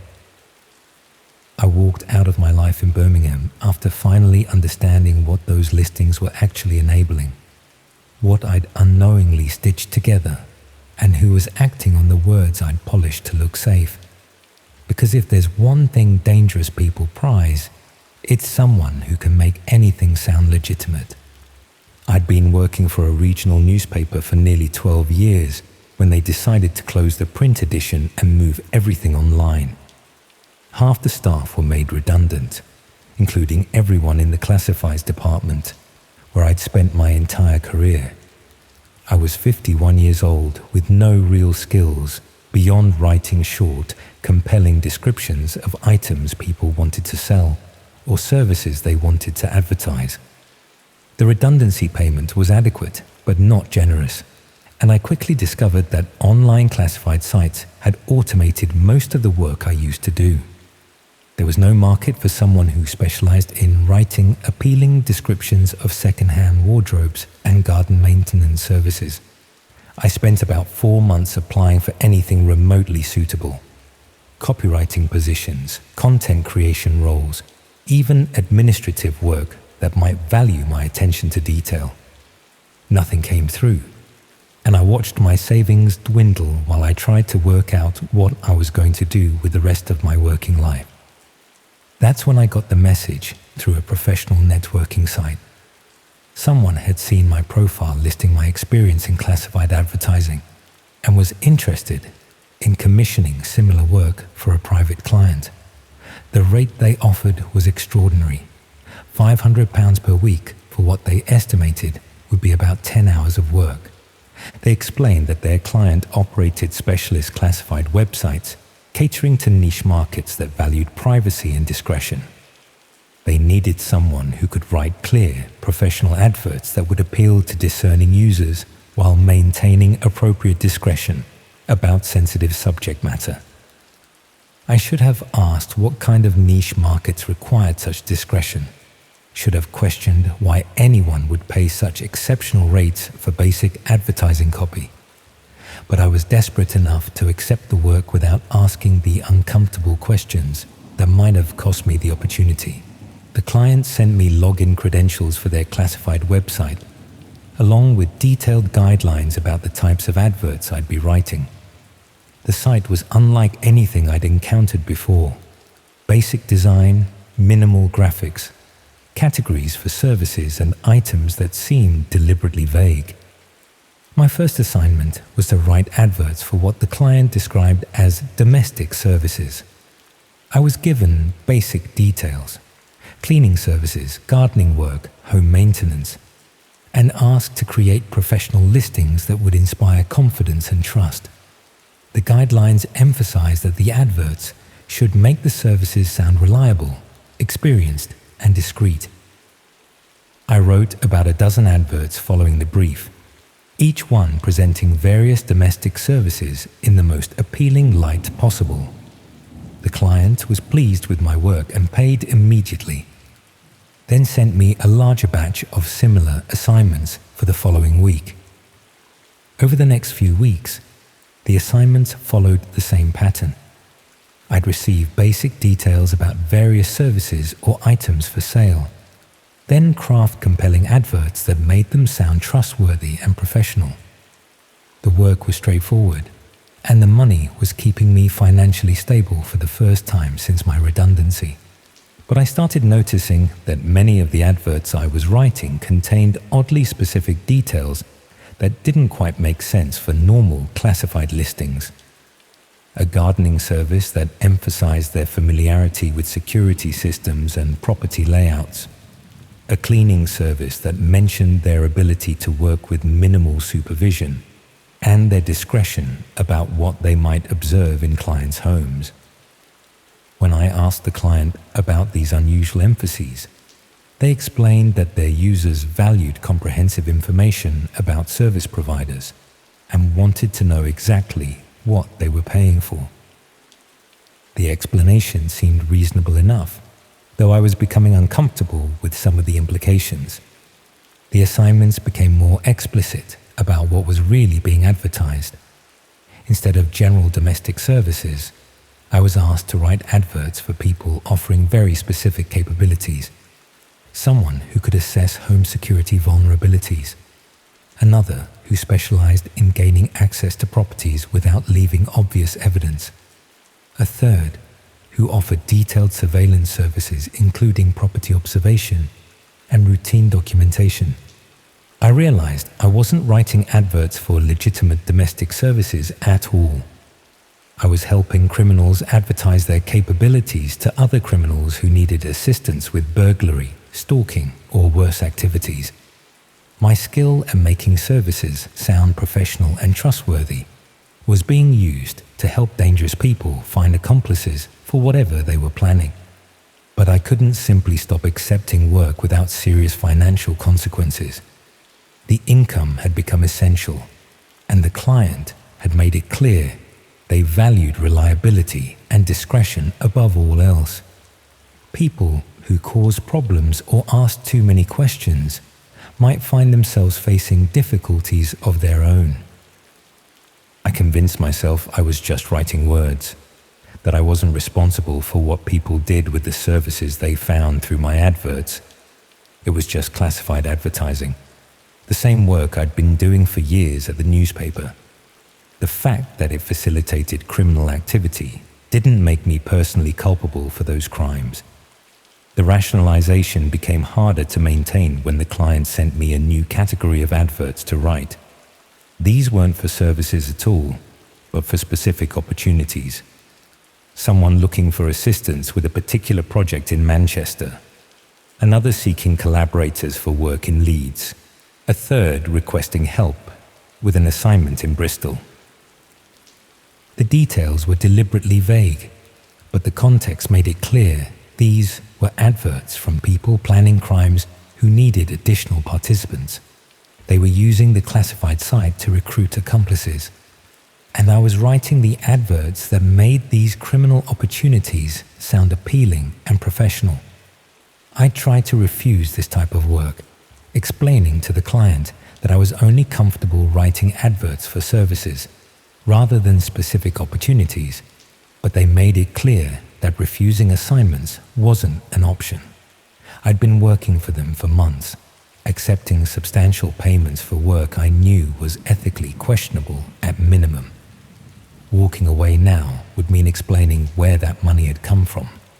So I continued writing the adverts, each one more disturbing than the last. Someone seeking assistance with collecting a debt from someone who wouldn't pay voluntarily. Another looking for help convincing someone to leave their property.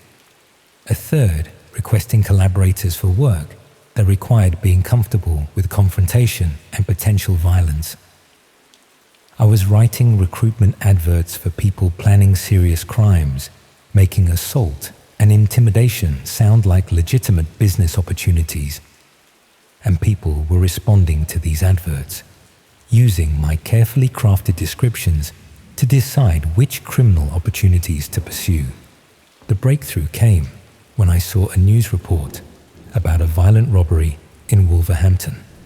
An elderly couple had been attacked in their home by men who'd shown detailed knowledge of their property layout and security arrangements. The police believed the attackers had received inside information from someone who'd visited the property under false pretenses. Something about the case felt horribly familiar.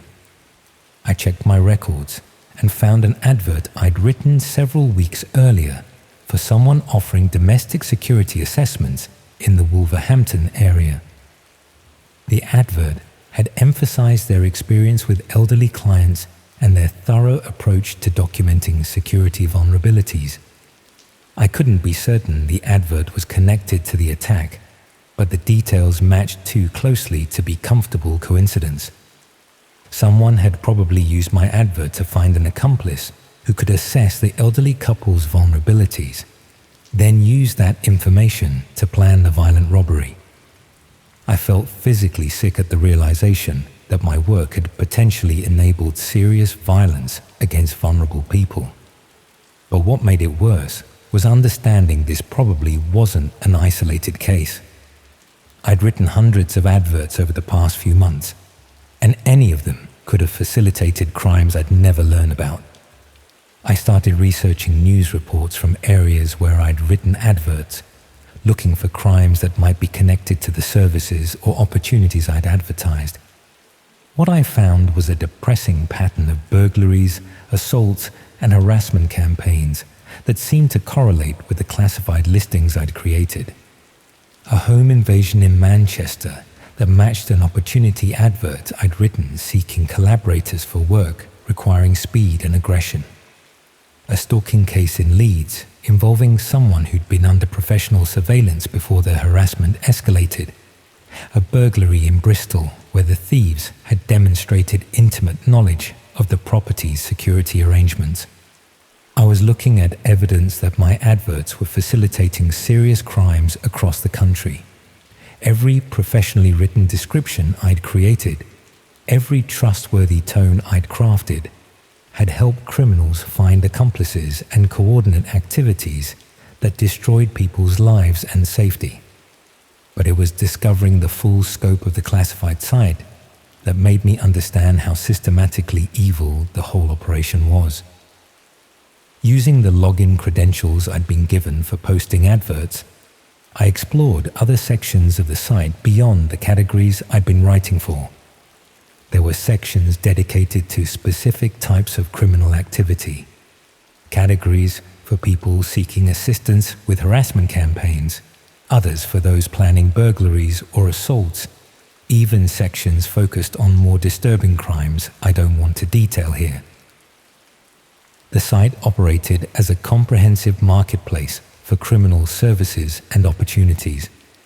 People could advertise their capabilities, seek collaborators for specific projects, even arrange payment and coordination for complex multi-person operations. And all of it was presented in the professional, trustworthy language I'd been crafting. My adverts were scattered throughout the site, making violence and exploitation sound like legitimate business opportunities that reasonable people might consider. I found discussion sections where users reviewed the services they'd hired through the classified adverts. They rated providers on professionalism, reliability, and effectiveness.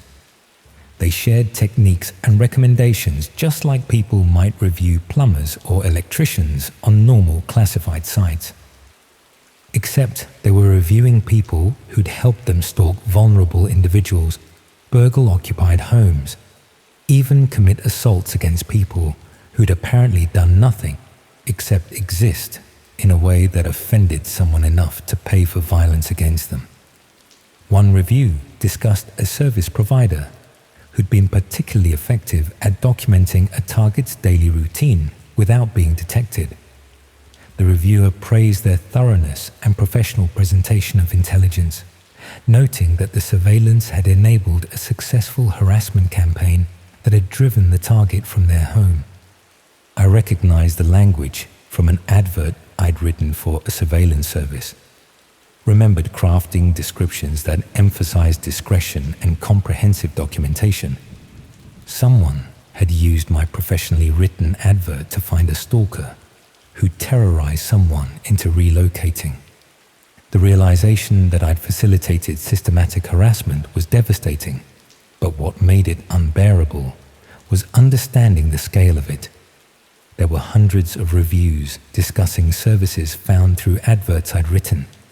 Each one represented crimes against real people who'd been targeted by individuals using my carefully crafted descriptions to identify suitable accomplices. I tried to contact the police to report what I'd discovered, but explaining my role without implicating myself proved impossible. I'd been knowingly writing adverts for a criminal marketplace for months. Accepting substantial payment for work I understood was facilitating serious crimes. The officer I spoke to was professional but frank about the legal position I was in. Cooperation might reduce potential charges, but I'd been an active participant in a criminal enterprise and couldn't expect immunity from prosecution simply because I decided to come forward. I was advised to consult with a solicitor before providing detailed information, but I couldn't afford legal representation on my limited savings. I was trapped between guilt about what I'd enabled and fear of facing criminal charges for my role in the operation. That's when I decided to stop writing adverts entirely and distance myself from the whole enterprise. I told the client I could no longer continue the work due to health problems, deleted all the software they'd provided, and tried to convince myself I could move on from what I'd done. But the client wasn't prepared to let me simply walk away. I started receiving messages asking when I'd be available to resume work, reminding me that I'd signed agreements about ongoing availability and discretion. The tone was polite, but contained implicit threats about what might happen if I refused to continue. When I didn't respond to these messages, the harassment became more explicit. I received packages containing printouts of adverts I'd written, with annotations showing which crimes they'd facilitated. The implication was clear. They had detailed documentation of my complicity in serious criminal activity, and they'd use it against me if I caused problems. I realized I was being blackmailed with evidence of my own criminal participation, even though I'd been an unwitting participant initially. The documentation showed months of knowing cooperation with a criminal marketplace. They could destroy my life simply by providing authorities with evidence of my role in facilitating hundreds of serious crimes. The threats escalated when I still refused to resume writing adverts. I found evidence that someone had been through my flat while I was out, looking through my belongings and leaving subtle signs of their intrusion. They were demonstrating they could access my home whenever they chose, that my security meant nothing against people with professional expertise in circumventing such protections. The final threat came in the form of an advert posted on their own classified site. It was written in my characteristic style, advertising my personal details along with a description of my role in the operation. The advert was presented as an opportunity for anyone who wanted to ensure I remained silent about what I'd discovered. I understood immediately what they were doing. They turned me into a target on their own marketplace, advertising my vulnerability to anyone who might want to intimidate or harm someone who knew too much about criminal operations. I was now listed alongside the victims I'd helped criminals target through my professionally written adverts. That's when I realized I had to leave Birmingham immediately. I withdrew what money I could access, packed essential belongings, and drove to Wales hoping I could disappear long enough to work out what to do next. I've been moving between small coastal towns, staying in places that don't require extensive identification or keep detailed guest records. But I know running away doesn't protect the people who continue to be targeted through adverts on that classified site. Other writers have probably been recruited to replace me, creating the same professional, trustworthy descriptions that make criminal services sound like legitimate business opportunities. The marketplace is probably still active, still facilitating crimes across the country, still enabling violence and exploitation through carefully worded adverts that make destruction of lives sound like reasonable commercial transactions. I keep thinking about that elderly couple in Wolverhampton, about all the other victims whose suffering was enabled by adverts I wrote for a few £100s per week. they trusted that their homes were safe, that strangers wouldn't have access to detailed intelligence about their vulnerabilities. But I helped destroy that trust by making criminal intelligence gathering sound like a professional domestic service. Every carefully chosen word, every reassuring phrase I crafted to inspire confidence. It was all weaponized against innocent people who had no idea they were being targeted by criminals using professionally written advertisements. The classified site taught me that language itself can be a weapon, that the ability to make things sound trustworthy and professional can be exploited to facilitate terrible harm. My skills as an advertising copywriter, developed over decades of legitimate work, were perfectly suited to helping criminals find accomplices and coordinate attacks against vulnerable people. And the worst part is knowing I can't undo any of it. Can't warn the people who are still being targeted through adverts I wrote months ago. Can't protect future victims from writers who've replaced me in crafting professional descriptions of criminal services. All I can do is hide in anonymous bed and breakfasts and hope the people I've angered will eventually decide I'm not worth the trouble of tracking down. I suppose I'm telling you this because I need someone to understand how these criminal marketplaces operate, how they recruit ordinary people by exploiting financial desperation and professional skills, and how they ensure complicity through blackmail and threats. If anyone approaches you with writing work that seems overly generous or requires accessing unusual websites, please question what you're really being asked to do. Please consider why someone would pay exceptional rates for basic writing that could be done more cheaply elsewhere. Because the victims of these marketplaces can't protect themselves from criminals who've industrialized violence and exploitation. They rely on people like me making ethical choices, recognizing warning signs, and refusing to participate in operations that facilitate harm. And I failed them completely, choosing financial security over moral responsibility until it was too late to prevent the consequences of my choices. Now, I live with that guilt every day, knowing that my professionally written words helped coordinate crimes against people I'll never meet, but will always remember.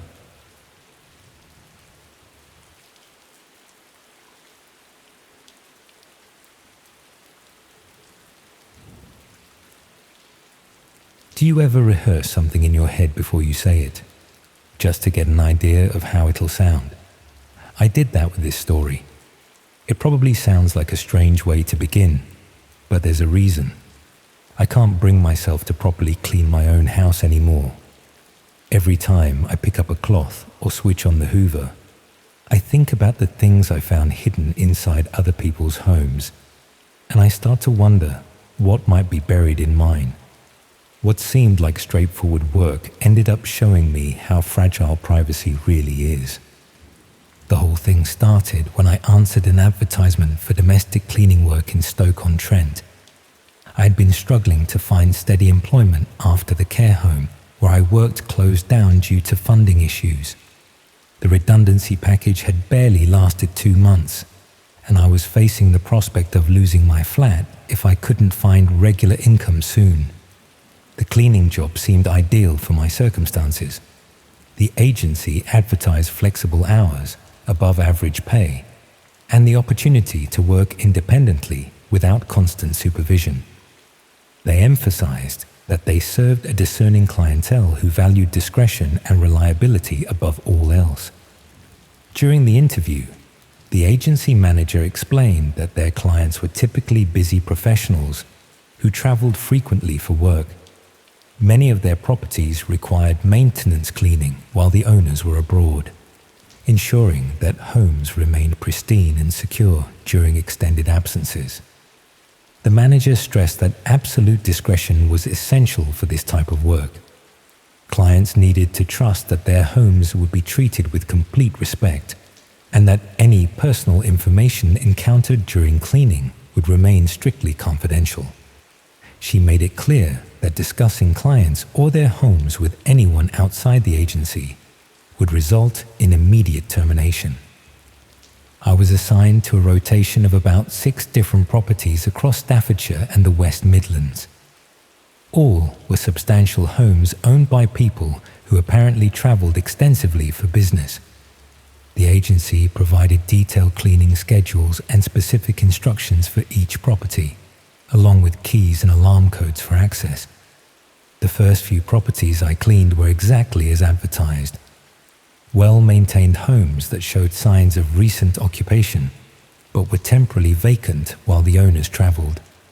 The cleaning work was thorough but straightforward, focusing on maintaining the properties in pristine condition for the owner's return. However, I began noticing unusual aspects of these homes that didn't quite fit the profile of busy traveling professionals. Many contained personal belongings and living arrangements that suggested the owners had left suddenly rather than departing for planned business trips. Some properties had half-eaten meals still on tables, unopened mail accumulating by the front door, and cars parked in driveways that appeared to have been sitting unused for weeks. The homes felt abandoned rather than temporarily vacant, as if the occupants had simply vanished without making proper arrangements for their absence. When I mentioned these observations to the agency manager, she explained that many of their clients worked in high-stress industries where travel plans could change rapidly. Emergency business trips often required immediate departure, leaving little time for proper household arrangements. This seemed like a reasonable explanation for the apparent haste with which some clients had departed their homes. International business often involved urgent situations that required dropping everything to respond to crises or opportunities abroad. However, as I continued working for the agency, I noticed that the cleaning assignments involved tasks that went beyond typical domestic maintenance. I was asked to organize personal documents, inventory valuable items, and photograph certain rooms and belongings for what the agency described as insurance and security purposes. These additional responsibilities felt intrusive and unnecessary for basic cleaning services. When I questioned why document organization and property photography were required, the agency explained that their clients often needed assistance managing their affairs during extended absences. Many clients were elderly or had complex financial arrangements that required careful monitoring, while they were unable to oversee their properties personally. The agency provided comprehensive property management services that went beyond simple cleaning to include basic administrative support. This explanation seemed plausible for legitimate property management work, but the specific documents and items I was asked to photograph suggested interests that went beyond administrative assistance. I was documenting personal correspondence, financial records, and intimate family photographs that seemed irrelevant to property security.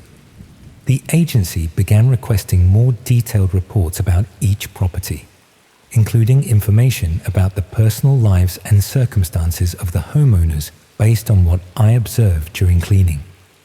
They wanted to know about medication schedules, social relationships, and lifestyle patterns that could be determined from examining personal belongings.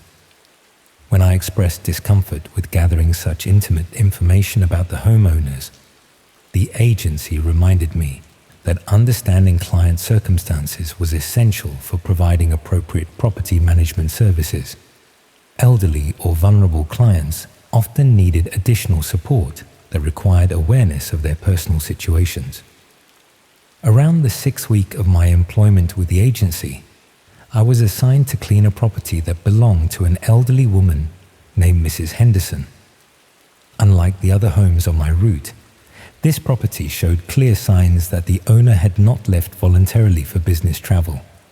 The house contained evidence of a struggle, with furniture overturned, personal belongings scattered, and signs that someone had been searching through drawers and cabinets. The home felt like a crime scene, rather than a property requiring maintenance cleaning while the owner traveled. When I contacted the agency, about the condition of Mrs. Henderson's home. They explained that she had suffered a medical emergency while preparing for a trip and had been hospitalized. The family had asked for emergency cleaning services to secure the property while they dealt with the medical crisis. This explanation seemed reasonable enough, but I was troubled by the specific cleaning instructions for Mrs. Henderson's property. Instead of focusing on tidying up after the medical emergency, I was asked to photograph all personal documents, inventory jewelry and valuables, and document any information about bank accounts or financial arrangements. These tasks felt more like systematic robbery than cleaning services for a family dealing with a medical emergency. I was essentially cataloging everything of value in the home and documenting personal information that could be used for identity theft or financial fraud. When I tried to refuse these expanded responsibilities, the agency pointed out that I had already been gathering similar information from other properties for several weeks. They reminded me that I had signed comprehensive confidentiality agreements that covered all aspects of the property management services I was providing. They also mentioned that I had gained access to sensitive information about multiple clients and their personal circumstances. This knowledge made me a valuable part of their operation, but it also meant that ending my employment would require careful consideration of security implications. The agency began demonstrating knowledge of my personal circumstances that they could not have gathered through our employment relationship. They made references to my financial difficulties, housing situation, and daily routine that suggested they had been conducting background research into my own life. This surveillance became more obvious over the following days, with clear signs that my activities and communications were being monitored. The agency was applying the same intelligence-gathering techniques to my personal life that I had been using to gather information about their clients' circumstances. I realized that the cleaning work had been used to recruit me into systematic burglary and identity theft operations disguised as property management services. The homes I had been cleaning belonged to vulnerable people who had been targeted for exploitation, and I had been gathering the intelligence needed to rob them systematically. The properties weren't owned by traveling business professionals at all. They belonged to elderly or vulnerable people who had been removed from their homes through various means, allowing the agency to access their properties and personal information without interference. Mrs. Henderson's case was probably typical of how the operation worked.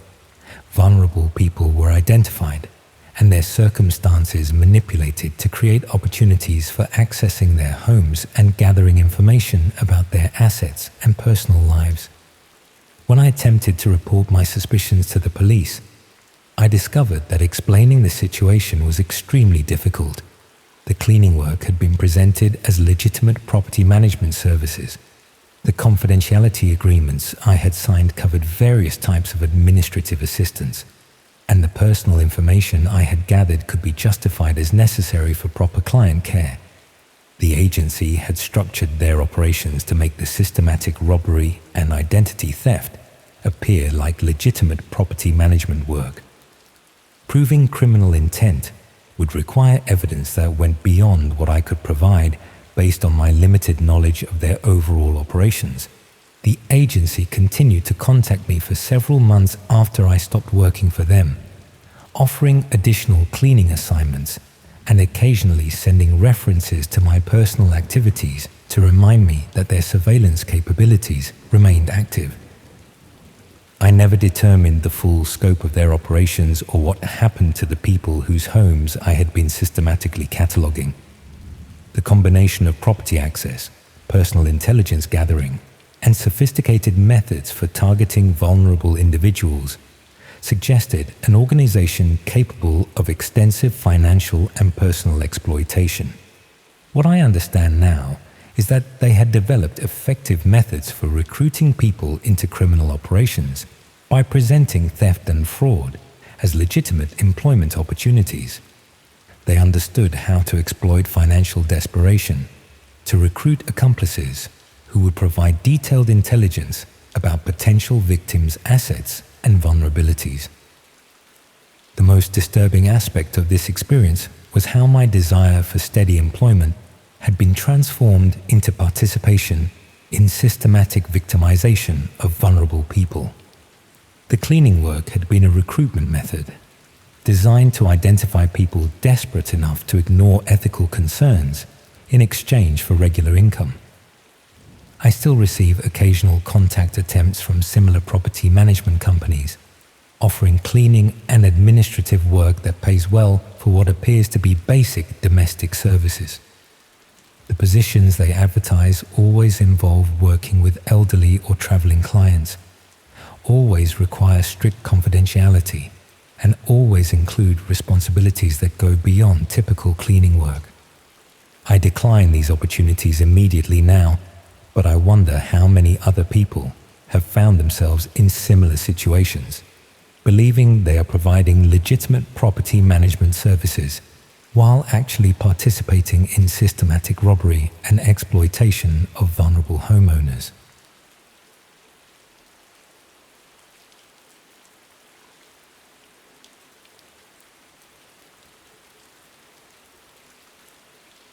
My anxiety got so bad during my final year at university that I ended up buying medication from someone online who turned out to be much more interested in my personal life than my prescription needs. I'd always been a bit of a worrier, but something about the pressure of final exams and job applications sent my mental health completely off the rails. Panic attacks in lectures, sleepless nights staring at the ceiling, that constant feeling like something terrible was about to happen even when everything was fine.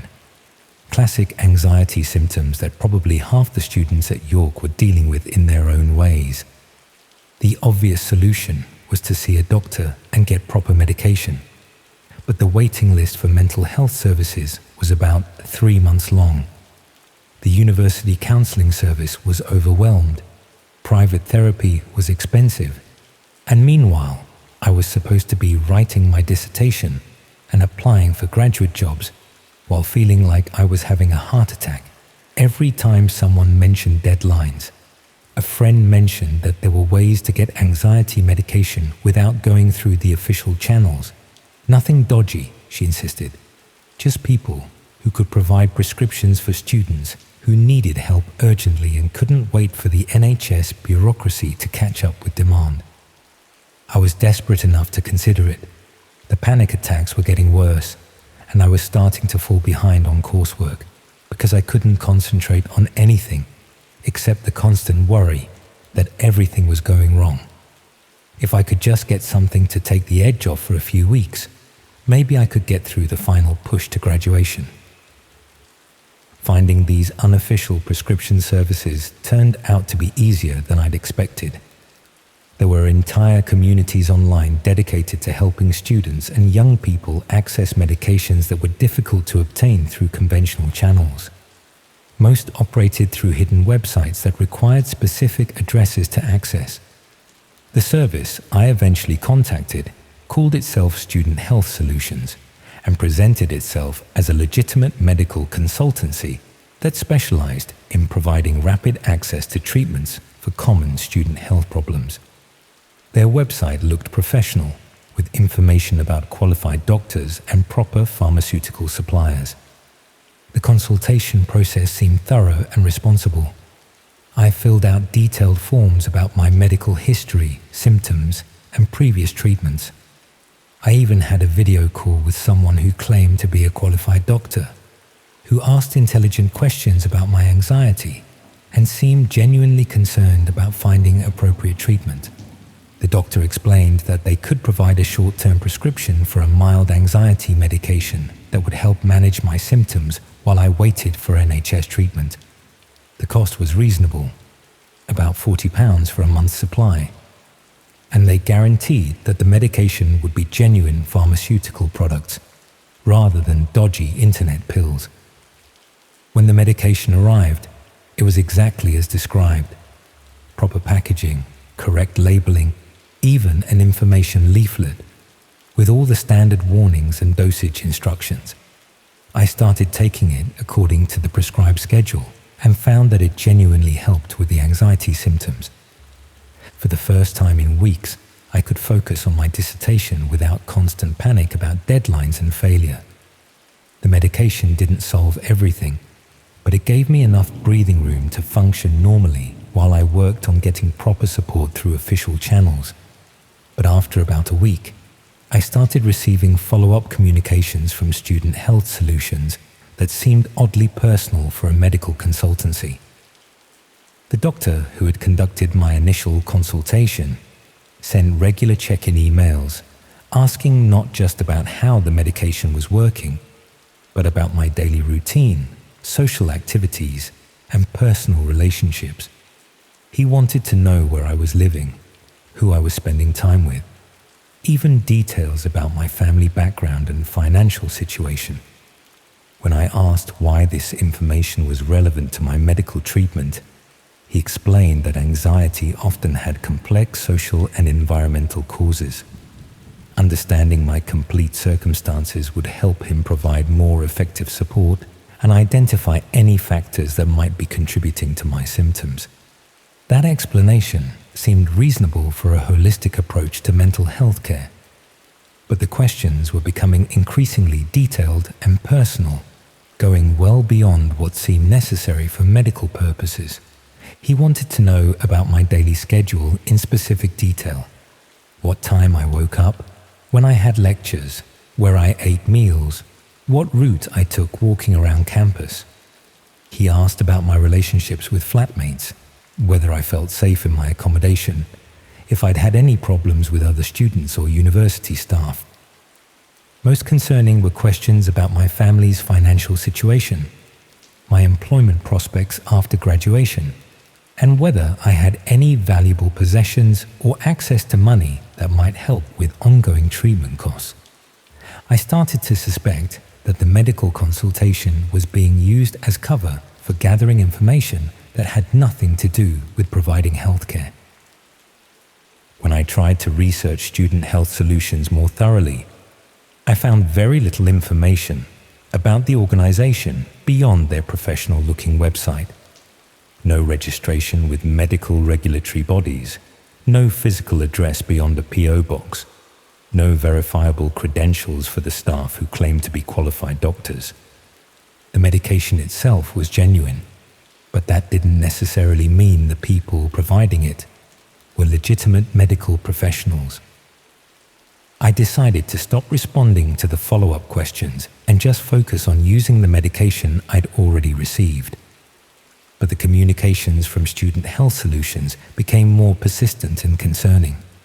The supposed doctor started expressing worry about my mental health based on my reduced communication.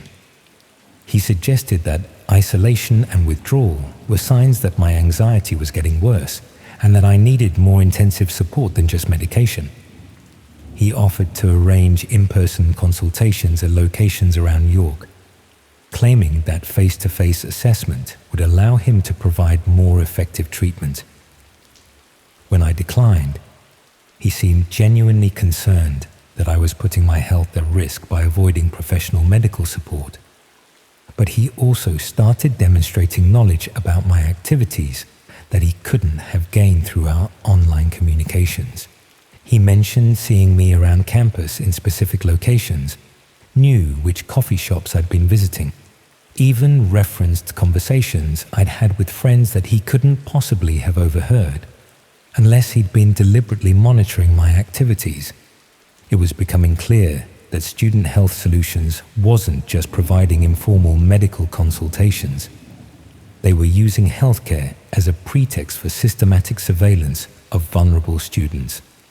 I tried to research other people who might have used their services, looking for reviews or discussions about their treatment experiences. What I found was more disturbing than I'd expected. There were scattered reports from students who had received medication from similar services, but had subsequently experienced problems that seemed unrelated to their original health concerns. Identity theft, burglary, even stalking incidents that had started shortly after they provided personal information during medical consultations. Most concerning were cases where students had become dependent on their unofficial medication suppliers, unable to transition to legitimate NHS treatment because their informal providers had created complex psychological relationships that were difficult to break.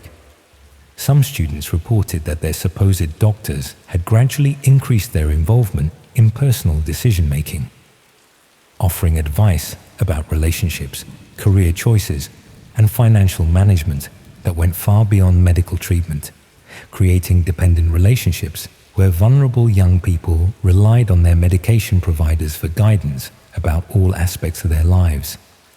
I realized I was potentially being targeted by people who used fake medical services to identify and exploit vulnerable students. The anxiety medication was probably genuine, but it was being used as bait to establish relationships with young people who were dealing with mental health problems and might be susceptible to manipulation and control. I stopped taking the medication immediately and tried to cut all contact with Student Health Solutions. But they continued sending communications expressing concern about my welfare and offering various types of support that seemed designed to maintain some form of relationship. When I ignored their emails, they started using text messages and phone calls. The supposed doctor claimed he was worried about my mental health and felt professionally responsible for ensuring I received appropriate care. But the calls often came at times when I was alone in specific locations, suggesting that my activities were still being monitored, despite my attempts to end our professional relationship. Most disturbing was evidence that they had detailed information about my financial situation, academic performance, and family circumstances that I had never provided during the original consultation. They knew about my student loan balance, my parents' occupations, even my employment prospects after graduation. Someone had been conducting comprehensive background research into my personal life, using information that could only have been gathered through systematic surveillance or unauthorized access to official records.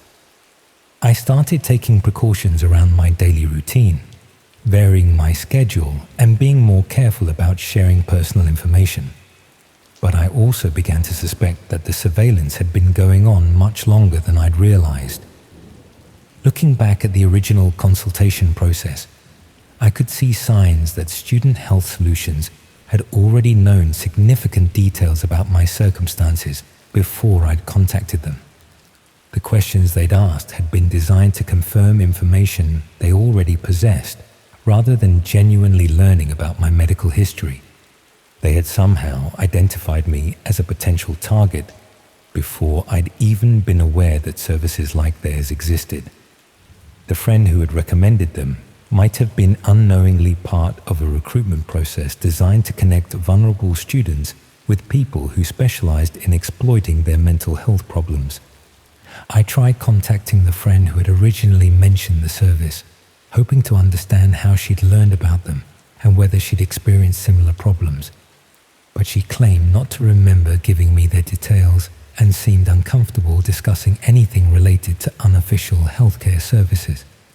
When I pressed her for more information, she suggested that I might be confused about where I'd heard about Student Health Solutions and that maybe my anxiety was causing me to misremember recent events. Her response made me wonder whether she was genuinely confused or whether she'd been instructed to distance herself from the organization if anyone started asking awkward questions about how they recruited new clients. Either way, it was clear that I wasn't going to get help understanding the situation from people who had been involved in directing me towards Student Health Solutions in the first place. I considered reporting everything to the police, but explaining the situation would require admitting that I'd obtained prescription medication through illegal channels.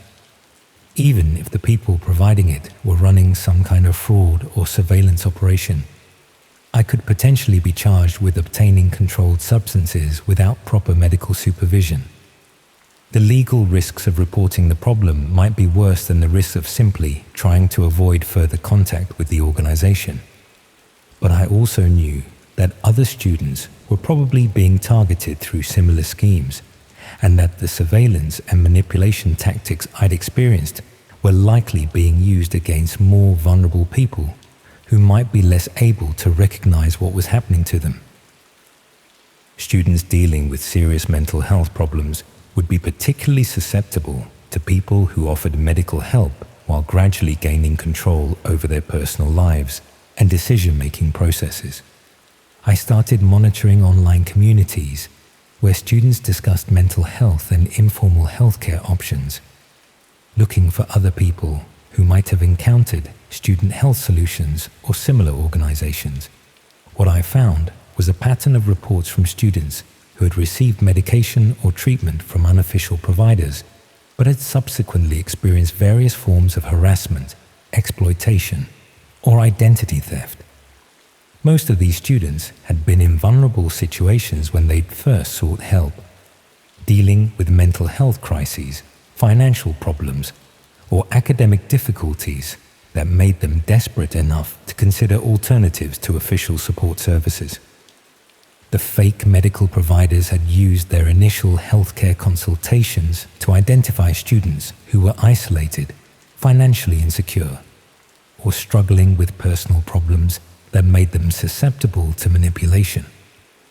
Once they'd established relationships with vulnerable targets, they'd gradually expanded their involvement in those students' lives, offering various forms of support and guidance that created psychological dependence while gathering information that could be used for financial fraud or other criminal purposes. Some students had lost significant amounts of money to people who had gained their trust by providing medical help during mental health crises.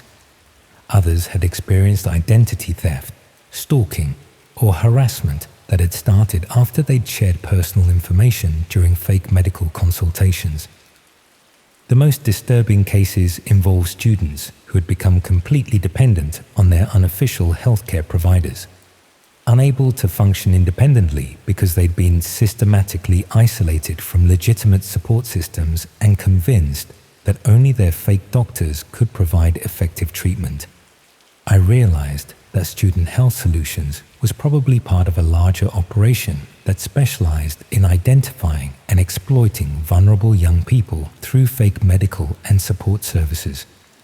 They used legitimate-seeming healthcare provision as a way to establish relationships with targets who were dealing with mental health problems, financial difficulties, or other vulnerabilities that made them susceptible to manipulation and control. The genuine medication they provided was just the initial hook used to establish trust and credibility.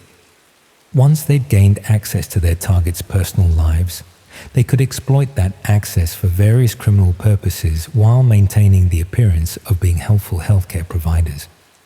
But understanding the scheme didn't necessarily protect me from its consequences. I'd already provided them with extensive personal information and had demonstrated that I was dealing with mental health problems that might make me a valuable long-term target.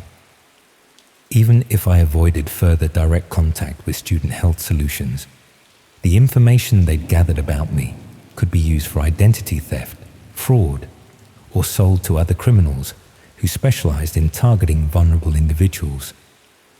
The surveillance of my daily activities was probably continuing, and the people behind the organization might decide that I posed a security risk if they suspected I was planning to expose their operations. I was trapped in a situation where seeking help for mental health problems had made me a target for criminals who specialized in exploiting people with exactly the vulnerabilities I'd been trying to address. The medication that was supposed to help me manage anxiety had instead created a much more serious and long-term threat to my safety and independence. And somewhere out there, other students were probably going through the same process, reaching out for help with mental health problems and unknowingly providing criminals with everything they needed to systematically destroy their lives.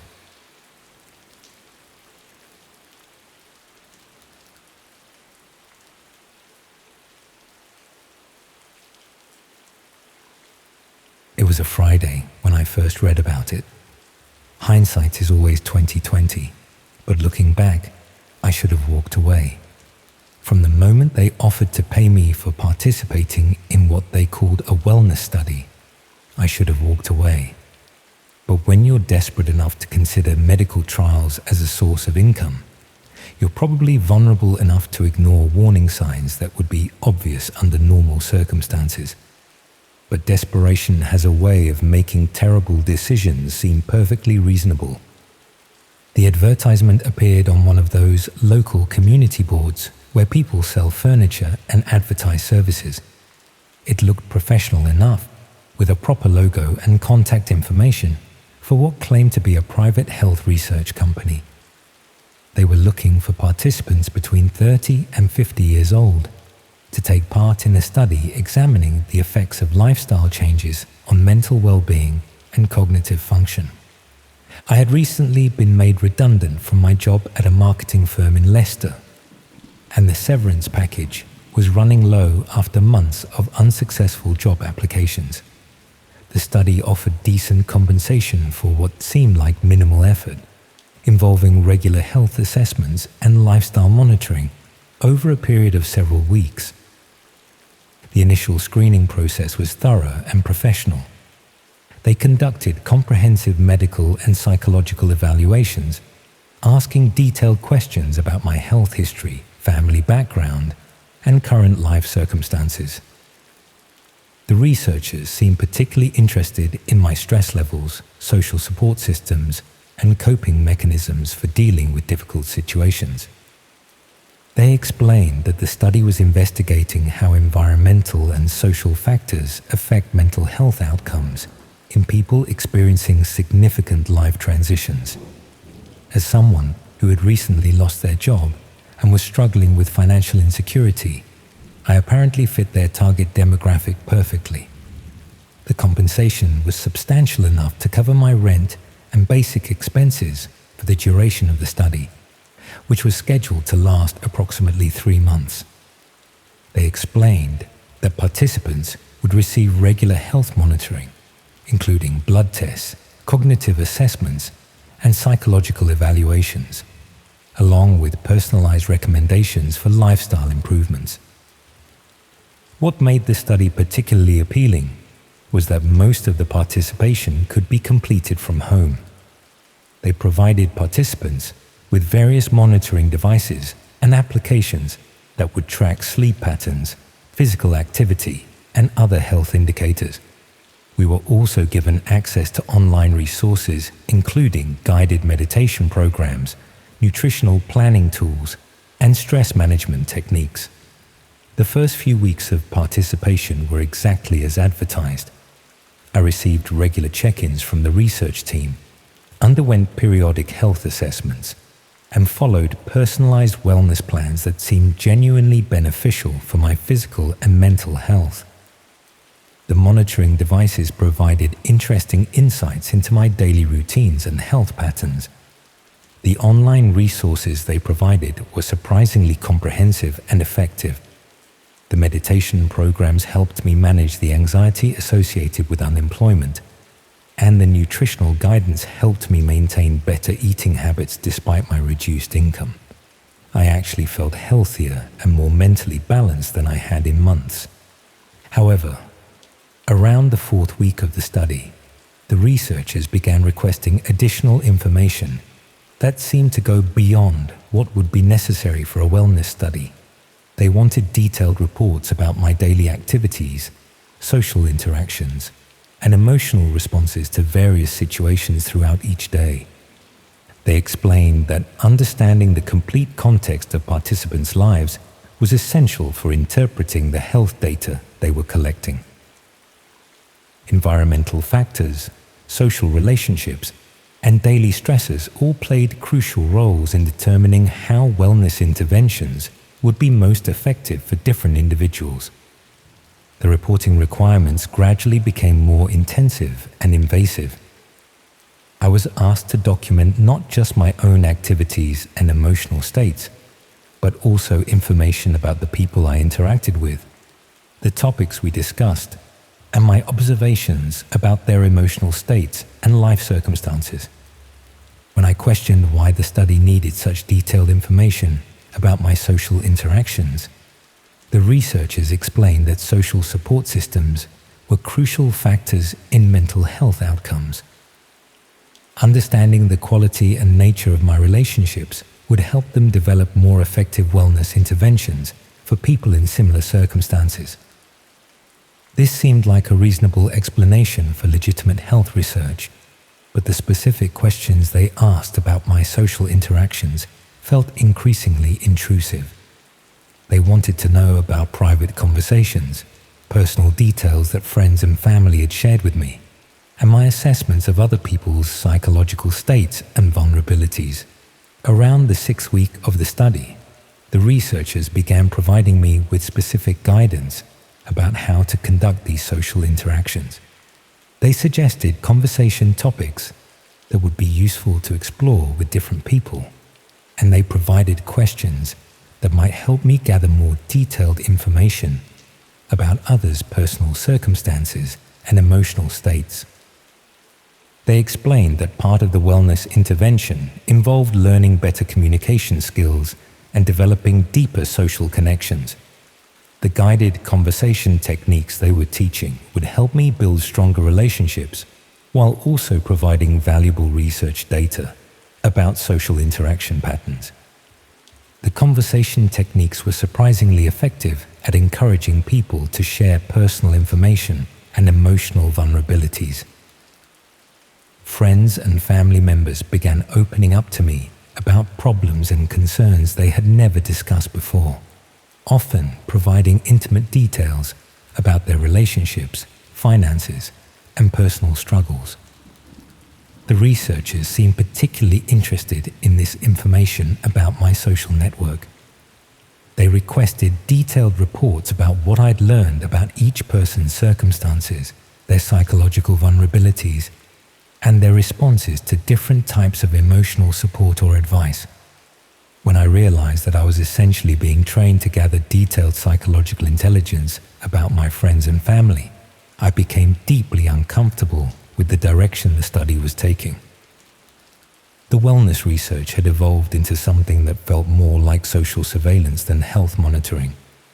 I tried to discuss these concerns with the research team, but they reminded me that I had signed comprehensive consent forms that covered various aspects of social and environmental health research. They assured me that all information would be kept strictly confidential and used only for legitimate research purposes. They also pointed out that I had been receiving significant health benefits from the study participation, including medical monitoring and wellness interventions that would have cost thousands of pounds if purchased privately. The social interaction components were simply part of a holistic approach to health research that recognized the importance of relationships in overall well-being. Around the 8th week of the study, the researchers began requesting that I use the conversation techniques and relationship-building skills I had learned to gather information about people outside my immediate social circle. They wanted me to engage with neighbors, acquaintances, and even strangers to practice the communication methods and document the results. They explained that developing social confidence and communication skills was an important component of mental health improvement. Learning to connect with a broader range of people would help me build a more robust social support system, which was crucial for long-term psychological resilience. This expansion of the social research beyond my existing relationships felt like a significant escalation in the invasiveness of the study. I was being asked to systematically gather personal information about people who had no knowledge that they were being studied or that their private communications were being documented and reported. When I tried to refuse this expansion of my research responsibilities, the team pointed out that I had been participating in the study for nearly 2 months and had received substantial compensation and health benefits. The social interaction research was an integral part of the wellness program, and withdrawing from this component would compromise the validity of all the health data they had been collecting. They also mentioned that the psychological and social information I had already provided about my friends and family represented a significant investment in understanding my complete social environment. This information would be valuable for developing personalized health interventions, but it also meant that I had detailed knowledge of other people's private circumstances that required careful handling. The researchers began demonstrating knowledge of my personal activities and relationships that extended far beyond what I had reported to them through the official study protocols. They made references to conversations I had had, places I had visited, and people I'd interacted with that suggested they were monitoring my activities through means other than the devices and reports I was providing. This surveillance became more obvious over the following days, with clear indications that my communications and movements were being tracked and analyzed. The monitoring devices they had provided for the health study apparently had capabilities that extended far beyond tracking sleep patterns and physical activity. I realized that the wellness study had been used to establish comprehensive surveillance of my personal life and social relationships. The health monitoring devices had been used to track my location and activities, while the social interaction training had been used to recruit me as an intelligence gatherer targeting my own friends and family. The medical assessments and wellness interventions had been genuine, but they were also tools for establishing trust and dependency that would ensure my continued cooperation with surveillance activities that had nothing to do with health research. The compensation I had received was payment for providing detailed intelligence about vulnerable people in my social network. When I attempted to withdraw from the study entirely, the researchers pointed out that I had gained access to advanced communication and psychological assessment techniques that were valuable and potentially sensitive. They also reminded me that I possessed detailed personal information about other study participants and research methods that required careful protection. They suggested that ending my participation abruptly could create complications for ongoing research involving other participants, particularly since I had developed relationships and gathered information that were integral to understanding social network dynamics in their study population. The surveillance of my activities continued after I tried to end my participation in the study. The researchers maintained contact through various channels, occasionally sending references to my current activities to demonstrate that their monitoring capabilities remained active and comprehensive. I tried reporting my concerns to the medical ethics authorities, but discovered that explaining the situation was extremely difficult. The health research had been conducted according to apparently legitimate protocols. The consent forms I had signed covered various types of social and environmental research, and the ongoing contact could be justified as necessary follow-up for medical studies involving psychological interventions. The study had been presented through legitimate medical research channels. The compensation had been processed through proper financial systems, and the health assessments had been conducted by qualified medical professionals. Proving that the underlying purpose was systematic surveillance rather than wellness research would have been nearly impossible. The researchers continued to contact me sporadically over the following months, offering opportunities to participate in follow-up studies and additional wellness programs. They occasionally sent subtle references to my personal activities to remind me that their surveillance capabilities remained active. I never determined who was ultimately directing the research or what they were using the detailed personal and social information for. The systematic gathering of psychological intelligence about vulnerable people, combined with sophisticated methods for recruiting unwitting surveillance operatives, suggested an organization with purposes that extended far beyond legitimate health research. What I understand now is that they had developed effective methods for exploiting people's health concerns and financial vulnerabilities to recruit participants in surveillance operations that targeted not just the participants themselves, but their entire social networks. they understood how to present systematic intelligence gathering as beneficial health research, while using the participants as both subjects and agents for comprehensive social surveillance.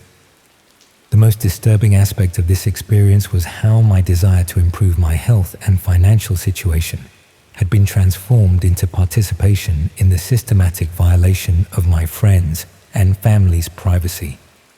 The wellness study had been designed to recruit people who were vulnerable enough to ignore ethical concerns in exchange for health benefits and financial compensation. I still receive occasional contact attempts from similar health research organizations, offering compensation for participation in wellness studies that would provide valuable health monitoring and lifestyle interventions. The studies they describe always involve comprehensive life monitoring, social interaction research, and access to advanced wellness resources that would be expensive to obtain privately.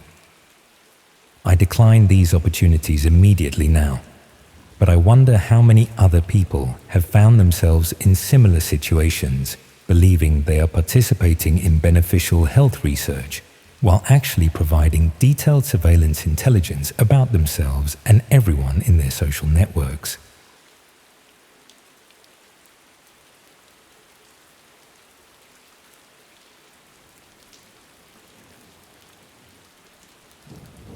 I needed some extra money while I was at university, so I started tutoring kids online. At the time, it seemed harmless enough. Being a student in London meant living on about £20 a week after rent and bills. So when I saw an advert for online tutoring that paid £15 an hour, I jumped at it. I was studying English literature at King's College, decent enough grades, and I'd always been good at explaining things to people. It appeared to be an easy way for me to earn money while working from my cramped dorm room. The website looked professional. Clean design, proper company registration details, even testimonials from parents talking about how much their children's grades had improved. They specialized in one-to-one tutoring for secondary school students who were struggling with English, history, and similar subjects. Nothing that required specialized qualifications, just patience and the ability to help teenagers understand their coursework. The application process was straightforward enough. I submitted my university details, uploaded copies of my A-level certificates, wrote a brief explanation of why I wanted to tutor students. Within a couple of days, I got an email saying I'd been accepted and could start taking on pupils immediately. The system worked through video calls scheduled at times that suited both the student and tutor. Parents would book sessions through the website, pay in advance, and the company would take a small commission while passing the majority of the fee directly to the tutor. Everything seemed legitimate and well organized. My first few students were exactly what I'd expected. Teenagers from middle-class families whose parents were worried about their GCSE results. Most of the students were pleasant, but they were having difficulties with essay writing and literary analysis. The sessions went well, and I started getting positive feedback from both students and their parents. But after a few weeks, I began noticing some odd things about the platform. The technical setup was more sophisticated than it needed to be for simple tutoring sessions. The video calling software had features I'd never seen before. Multiple camera angles, audio recording capabilities, even options for screen sharing that seemed designed for much more complex interactions than homework help. More concerning was the level of security around the sessions. Students and tutors were both required to use specific software that could only be downloaded from the company's website. The program included identity verification features that took photographs during each session, supposedly to ensure that the registered tutor was actually the person conducting the lesson. But the software also monitored much more than that. It tracked everything happening on my computer during sessions, which programs were running, what websites I had open, even how I was interacting with the tutoring platform. When I asked the support team about this, They said it was standard security practice to prevent fraud and ensure the quality of their educational services.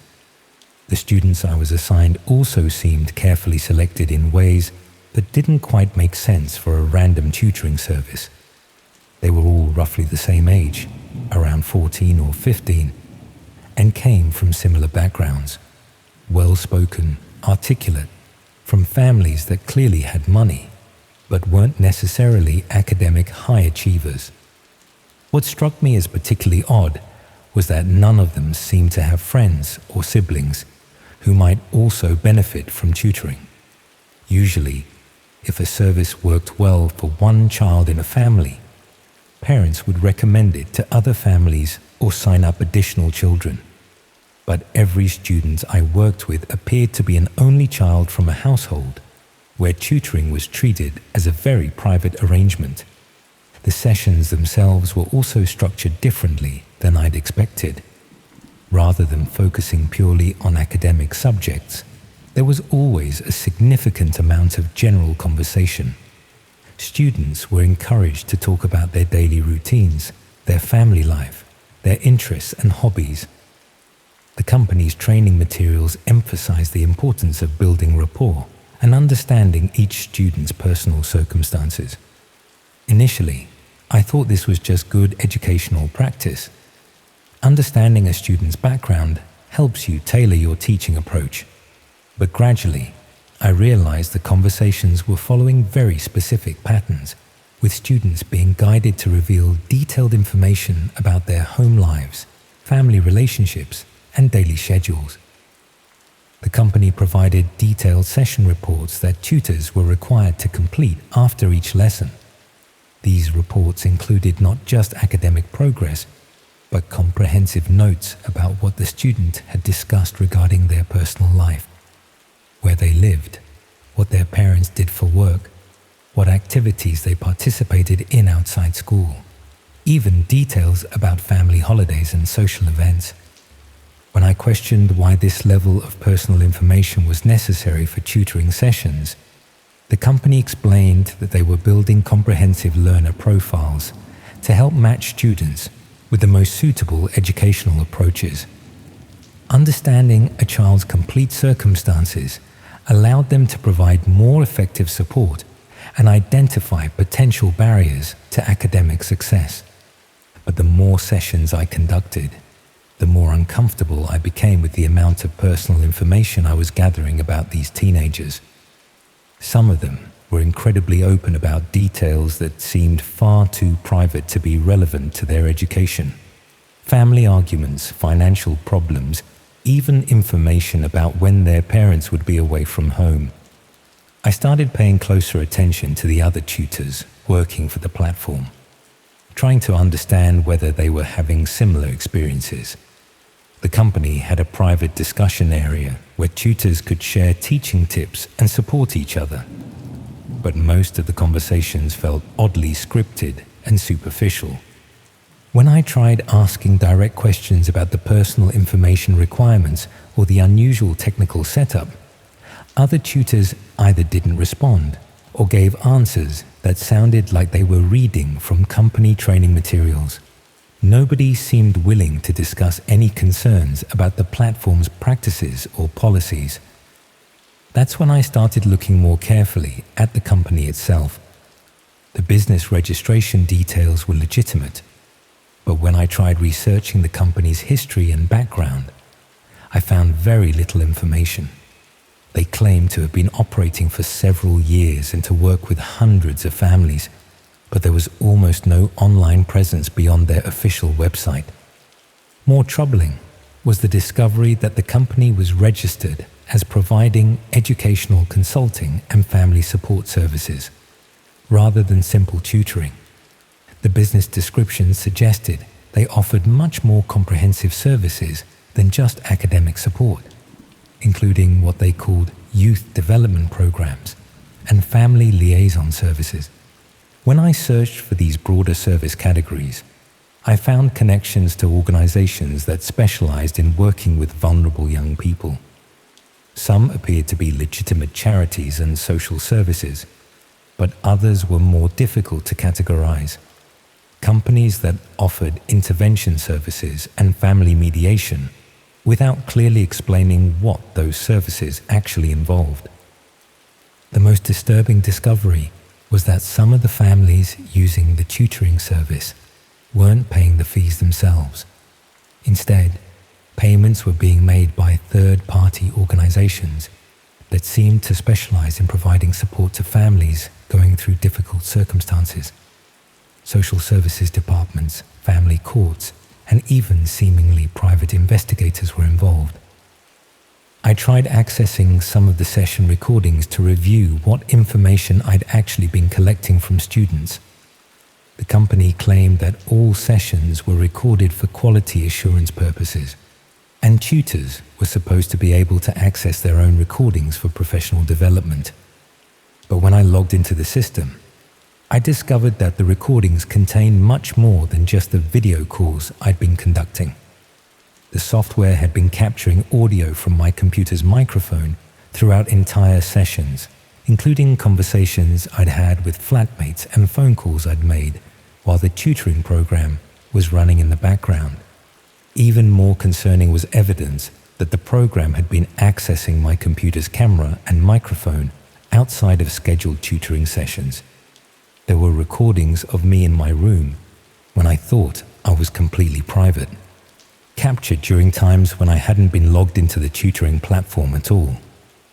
The company had essentially turned every tutor's computer into a surveillance device, monitoring our personal lives as comprehensively as we were monitoring the students we were supposed to be helping. I immediately stopped conducting sessions and tried to uninstall the tutoring software from my computer. But the program had embedded itself much more deeply into my system than a simple application should have been able to do. Even after following the official uninstallation process, I could see that components of the software were still running and potentially still monitoring my activities. When I contacted the company to demand an explanation and request immediate termination of my account, I received an automated response explaining that tutors were required to give 30 days notice before ending their contracts. During this notice period, they would remain responsible for any students they'd been working with and would need to complete detailed handover reports for each pupil. The handover reports required comprehensive summaries of everything I'd learned about each student's personal circumstances, family background, and daily routine. Essentially, the company required me to compile detailed profiles for whoever would take over their educational support. I refused to complete the handover reports and demanded immediate account closure. But the company's response was much more threatening than I'd expected. They reminded me that I'd signed detailed contracts when joining their platform, including clauses about confidentiality and data protection responsibilities. More specifically, they pointed out that I now had access to sensitive information about multiple minors and their families.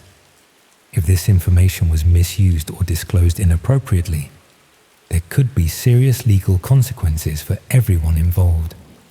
The company had a responsibility to ensure that all personal data collected through their platform was handled properly and securely.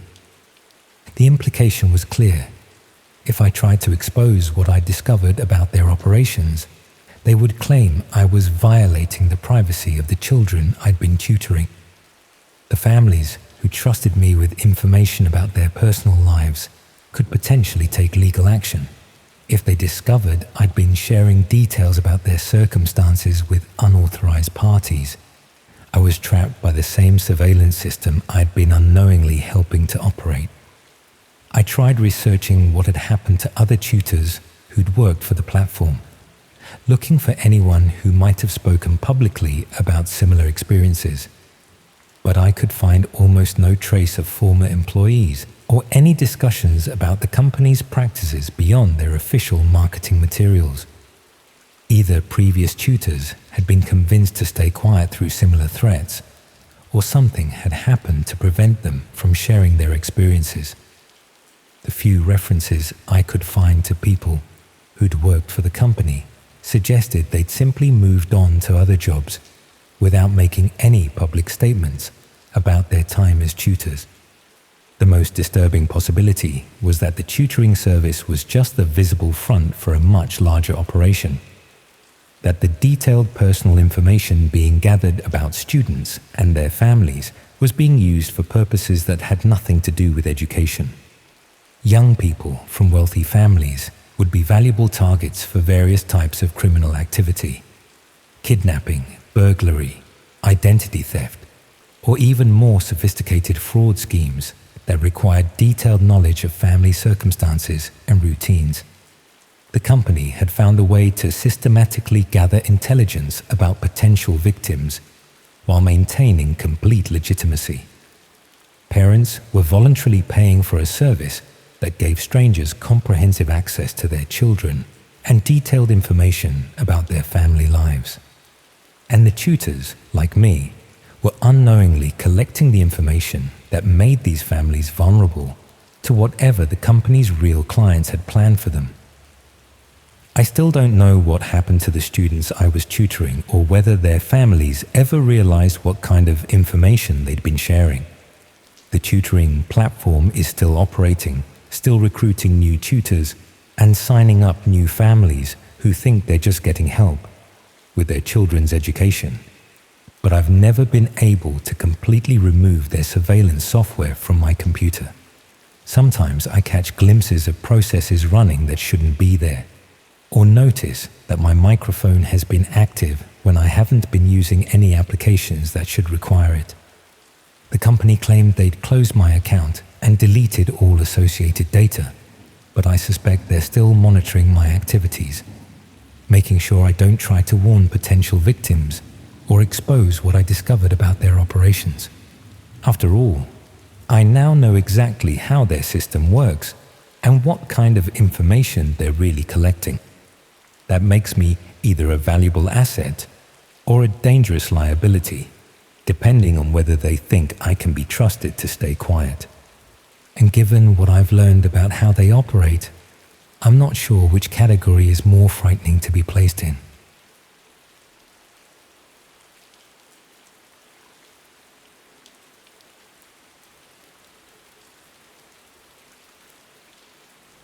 I remember it like it was yesterday, though it's been 8 months since I found the laptop hidden behind the water tank in our loft and discovered that the man I'd been married to for 6 years wasn't who I thought he was.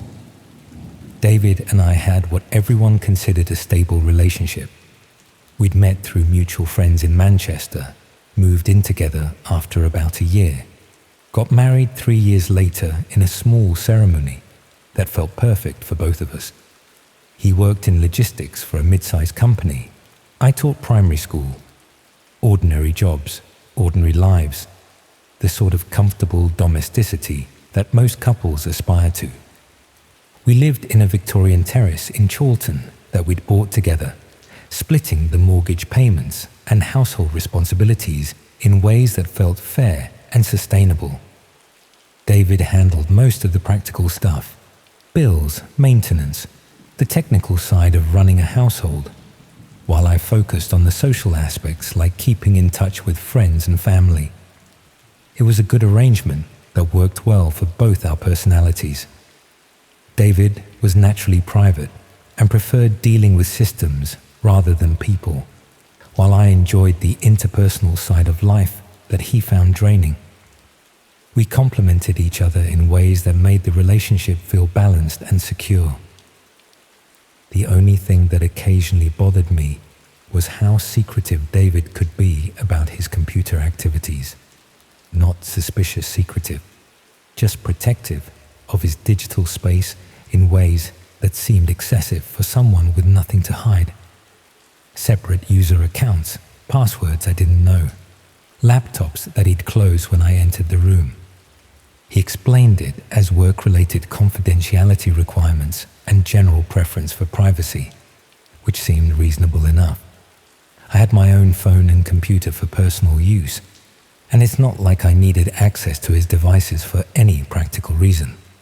But after 6 years of marriage, the casual secrecy started feeling less like reasonable boundaries and more like active concealment, especially when he'd receive messages at odd hours that would make him immediately reach for his phone with an urgency that seemed disproportionate to routine work communication. The discovery happened by accident while I was looking for Christmas decorations in the loft. David was away for a few days on a work trip, and I decided to get the house ready for the holidays while he was gone. The decorations were stored in boxes near the water tank, and while moving them, I knocked over a small holdall that I'd never seen before. Inside the holdall was a laptop I didn't recognize. Not David's work machine or the personal computer he used downstairs, but a third device that he'd apparently been keeping hidden from me. It was password protected, but David had always been predictable with passwords, variations on dates and names that were significant to our relationship. I shouldn't have tried to access it, should have put it back where I'd found it and pretended I'd never seen it. But curiosity got the better of me, especially when the password turned out to be a combination of our wedding date and my middle name. The desktop contained folders with names that immediately made me uncomfortable. Video files, streaming software, communication applications I'd never heard of. Nothing obviously illegal at first glance, but arranged in ways that suggested activities David had never mentioned to me. One folder contained what appeared to be technical documentation for broadcast equipment, cameras, lighting, audio recording devices, professional quality gear that would cost thousands of pounds and wasn't the sort of thing David had ever shown interest in owning. Another folder contained correspondence with people using usernames rather than real names, discussing technical aspects of streaming and content creation. The conversations were carefully worded, but clearly referred to activities that weren't entirely legal or socially acceptable. The third folder contained video files that made my hands shake as I scrolled through the list. Recordings of what appeared to be live streams, showing dark rooms with industrial equipment and bound figures, the sort of content that explained why David had been keeping this laptop hidden. I opened one of the files and immediately understood that I was looking at something David had created rather than just downloaded. The camera work was deliberate and professional. The lighting was carefully arranged, and in the background I could hear David's voice giving instructions to someone off camera. The video showed a basement space that I'd never seen before, but with architectural details that suggested it was local rather than foreign. British electrical fittings, building materials that were common in the UK, background sounds that seemed typically Manchester. Most disturbing was the casual way David spoke during the recording. Not the voice of someone being forced to participate in criminal activity, but someone who was clearly in control and experienced with this type of content creation. I closed the file and sat in the loft trying to process what I'd discovered. The man I'd been married to for 6 years, who taught me to drive and remembered my birthday and helped me mark schoolwork in the evenings, was apparently creating violent content for audiences on hidden parts of the internet. Over the next few hours, I went through more of the files and correspondence on the laptop. The scope of David's activities was larger than I'd initially realized. Multiple locations, regular scheduling, sophisticated technical setup. This wasn't occasional dabbling in extreme content. It was a substantial ongoing activity that he'd been maintaining throughout our relationship. Some of the correspondence included references to participants and locations that made it clear David wasn't working alone. He was part of a group that shared resources and expertise. Though the communications were careful never to use real names or specific geographic details, what bothered me most wasn't just the criminal nature of what David was doing, but the systematic way he'd been concealing it from me. Separate bank accounts I'd never known about, rental agreements for properties I'd never visited, equipment purchases that hadn't appeared on our joint financial statements. He'd been living a completely separate life that required significant time, money, and planning. The sort of elaborate deception that takes years to establish and maintain without detection. I put the laptop back where I'd found it and spent the rest of the day trying to decide what to do with what I'd discovered. Reporting David to the police would destroy our marriage and probably result in serious criminal charges.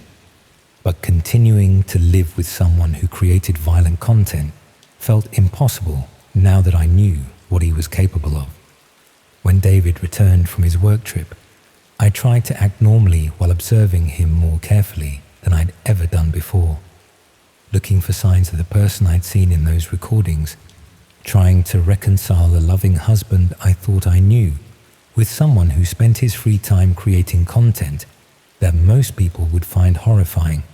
He seemed exactly the same as always, affectionate, considerate, interested in my work and our shared plans for the future. If I hadn't seen the evidence myself, I'd never have suspected he was involved in anything more disturbing than occasional overtime at his logistics job. But I found myself paying attention to details I'd previously ignored. The times when he worked late or went out for drinks with colleagues whose names he never mentioned. The phone calls he'd take in another room, the messages that arrived at unusual hours. Most unsettling was realizing how much of our life together had been structured around David's hidden activities without me recognizing it. Weekends when he'd encourage me to visit friends or family while he stayed home to catch up on work. Evening plans that would be cancelled at short notice because something urgent had come up. I'd always assumed he was just busy with legitimate work responsibilities. Now I understood that he'd been managing our relationship around his criminal activities, ensuring I wouldn't be present when he needed to focus on content creation. About 2 weeks after discovering the laptop, I decided to follow David when he said he was going out for drinks with work colleagues. Not because I wanted to confront him, but because I needed to understand the scale of what he was involved in. He drove to an industrial area on the outskirts of Manchester, parking outside a warehouse that looked abandoned from the road. But there were other cars in the car park and lights visible through windows that had been covered from inside. I watched from a distance as David let himself into the building with his own key, suggesting he had regular access to the property. Other people arrived over the next hour, all entering the same way, all behaving like they were attending a routine business meeting. That's when I realized David wasn't just creating violent content. He was running some kind of organized activity that involved multiple people and significant infrastructure. The warehouse, the equipment, the regular schedule suggested something much more substantial than I'd initially understood. I drove home and spent the evening researching what I could find online about the type of content David was creating. Most sources dismissed red rooms as internet mythology, but a few seemed to have genuine knowledge about how such activities might function in practice. The technical requirements, legal risks, and financial resources needed to maintain live violent streaming were considerable. David would need partners with complementary skills, multiple secure locations, and sophisticated methods for avoiding detection by law enforcement, which meant the mild-mannered logistics worker I'd been married to was actually involved in running what amounted to a criminal enterprise, with all the risks and complications that implied for anyone connected to him. Over the next few weeks, I found myself becoming increasingly paranoid about our safety and my own legal liability. If David's activities were discovered by police, would I be considered an accomplice for having lived with him?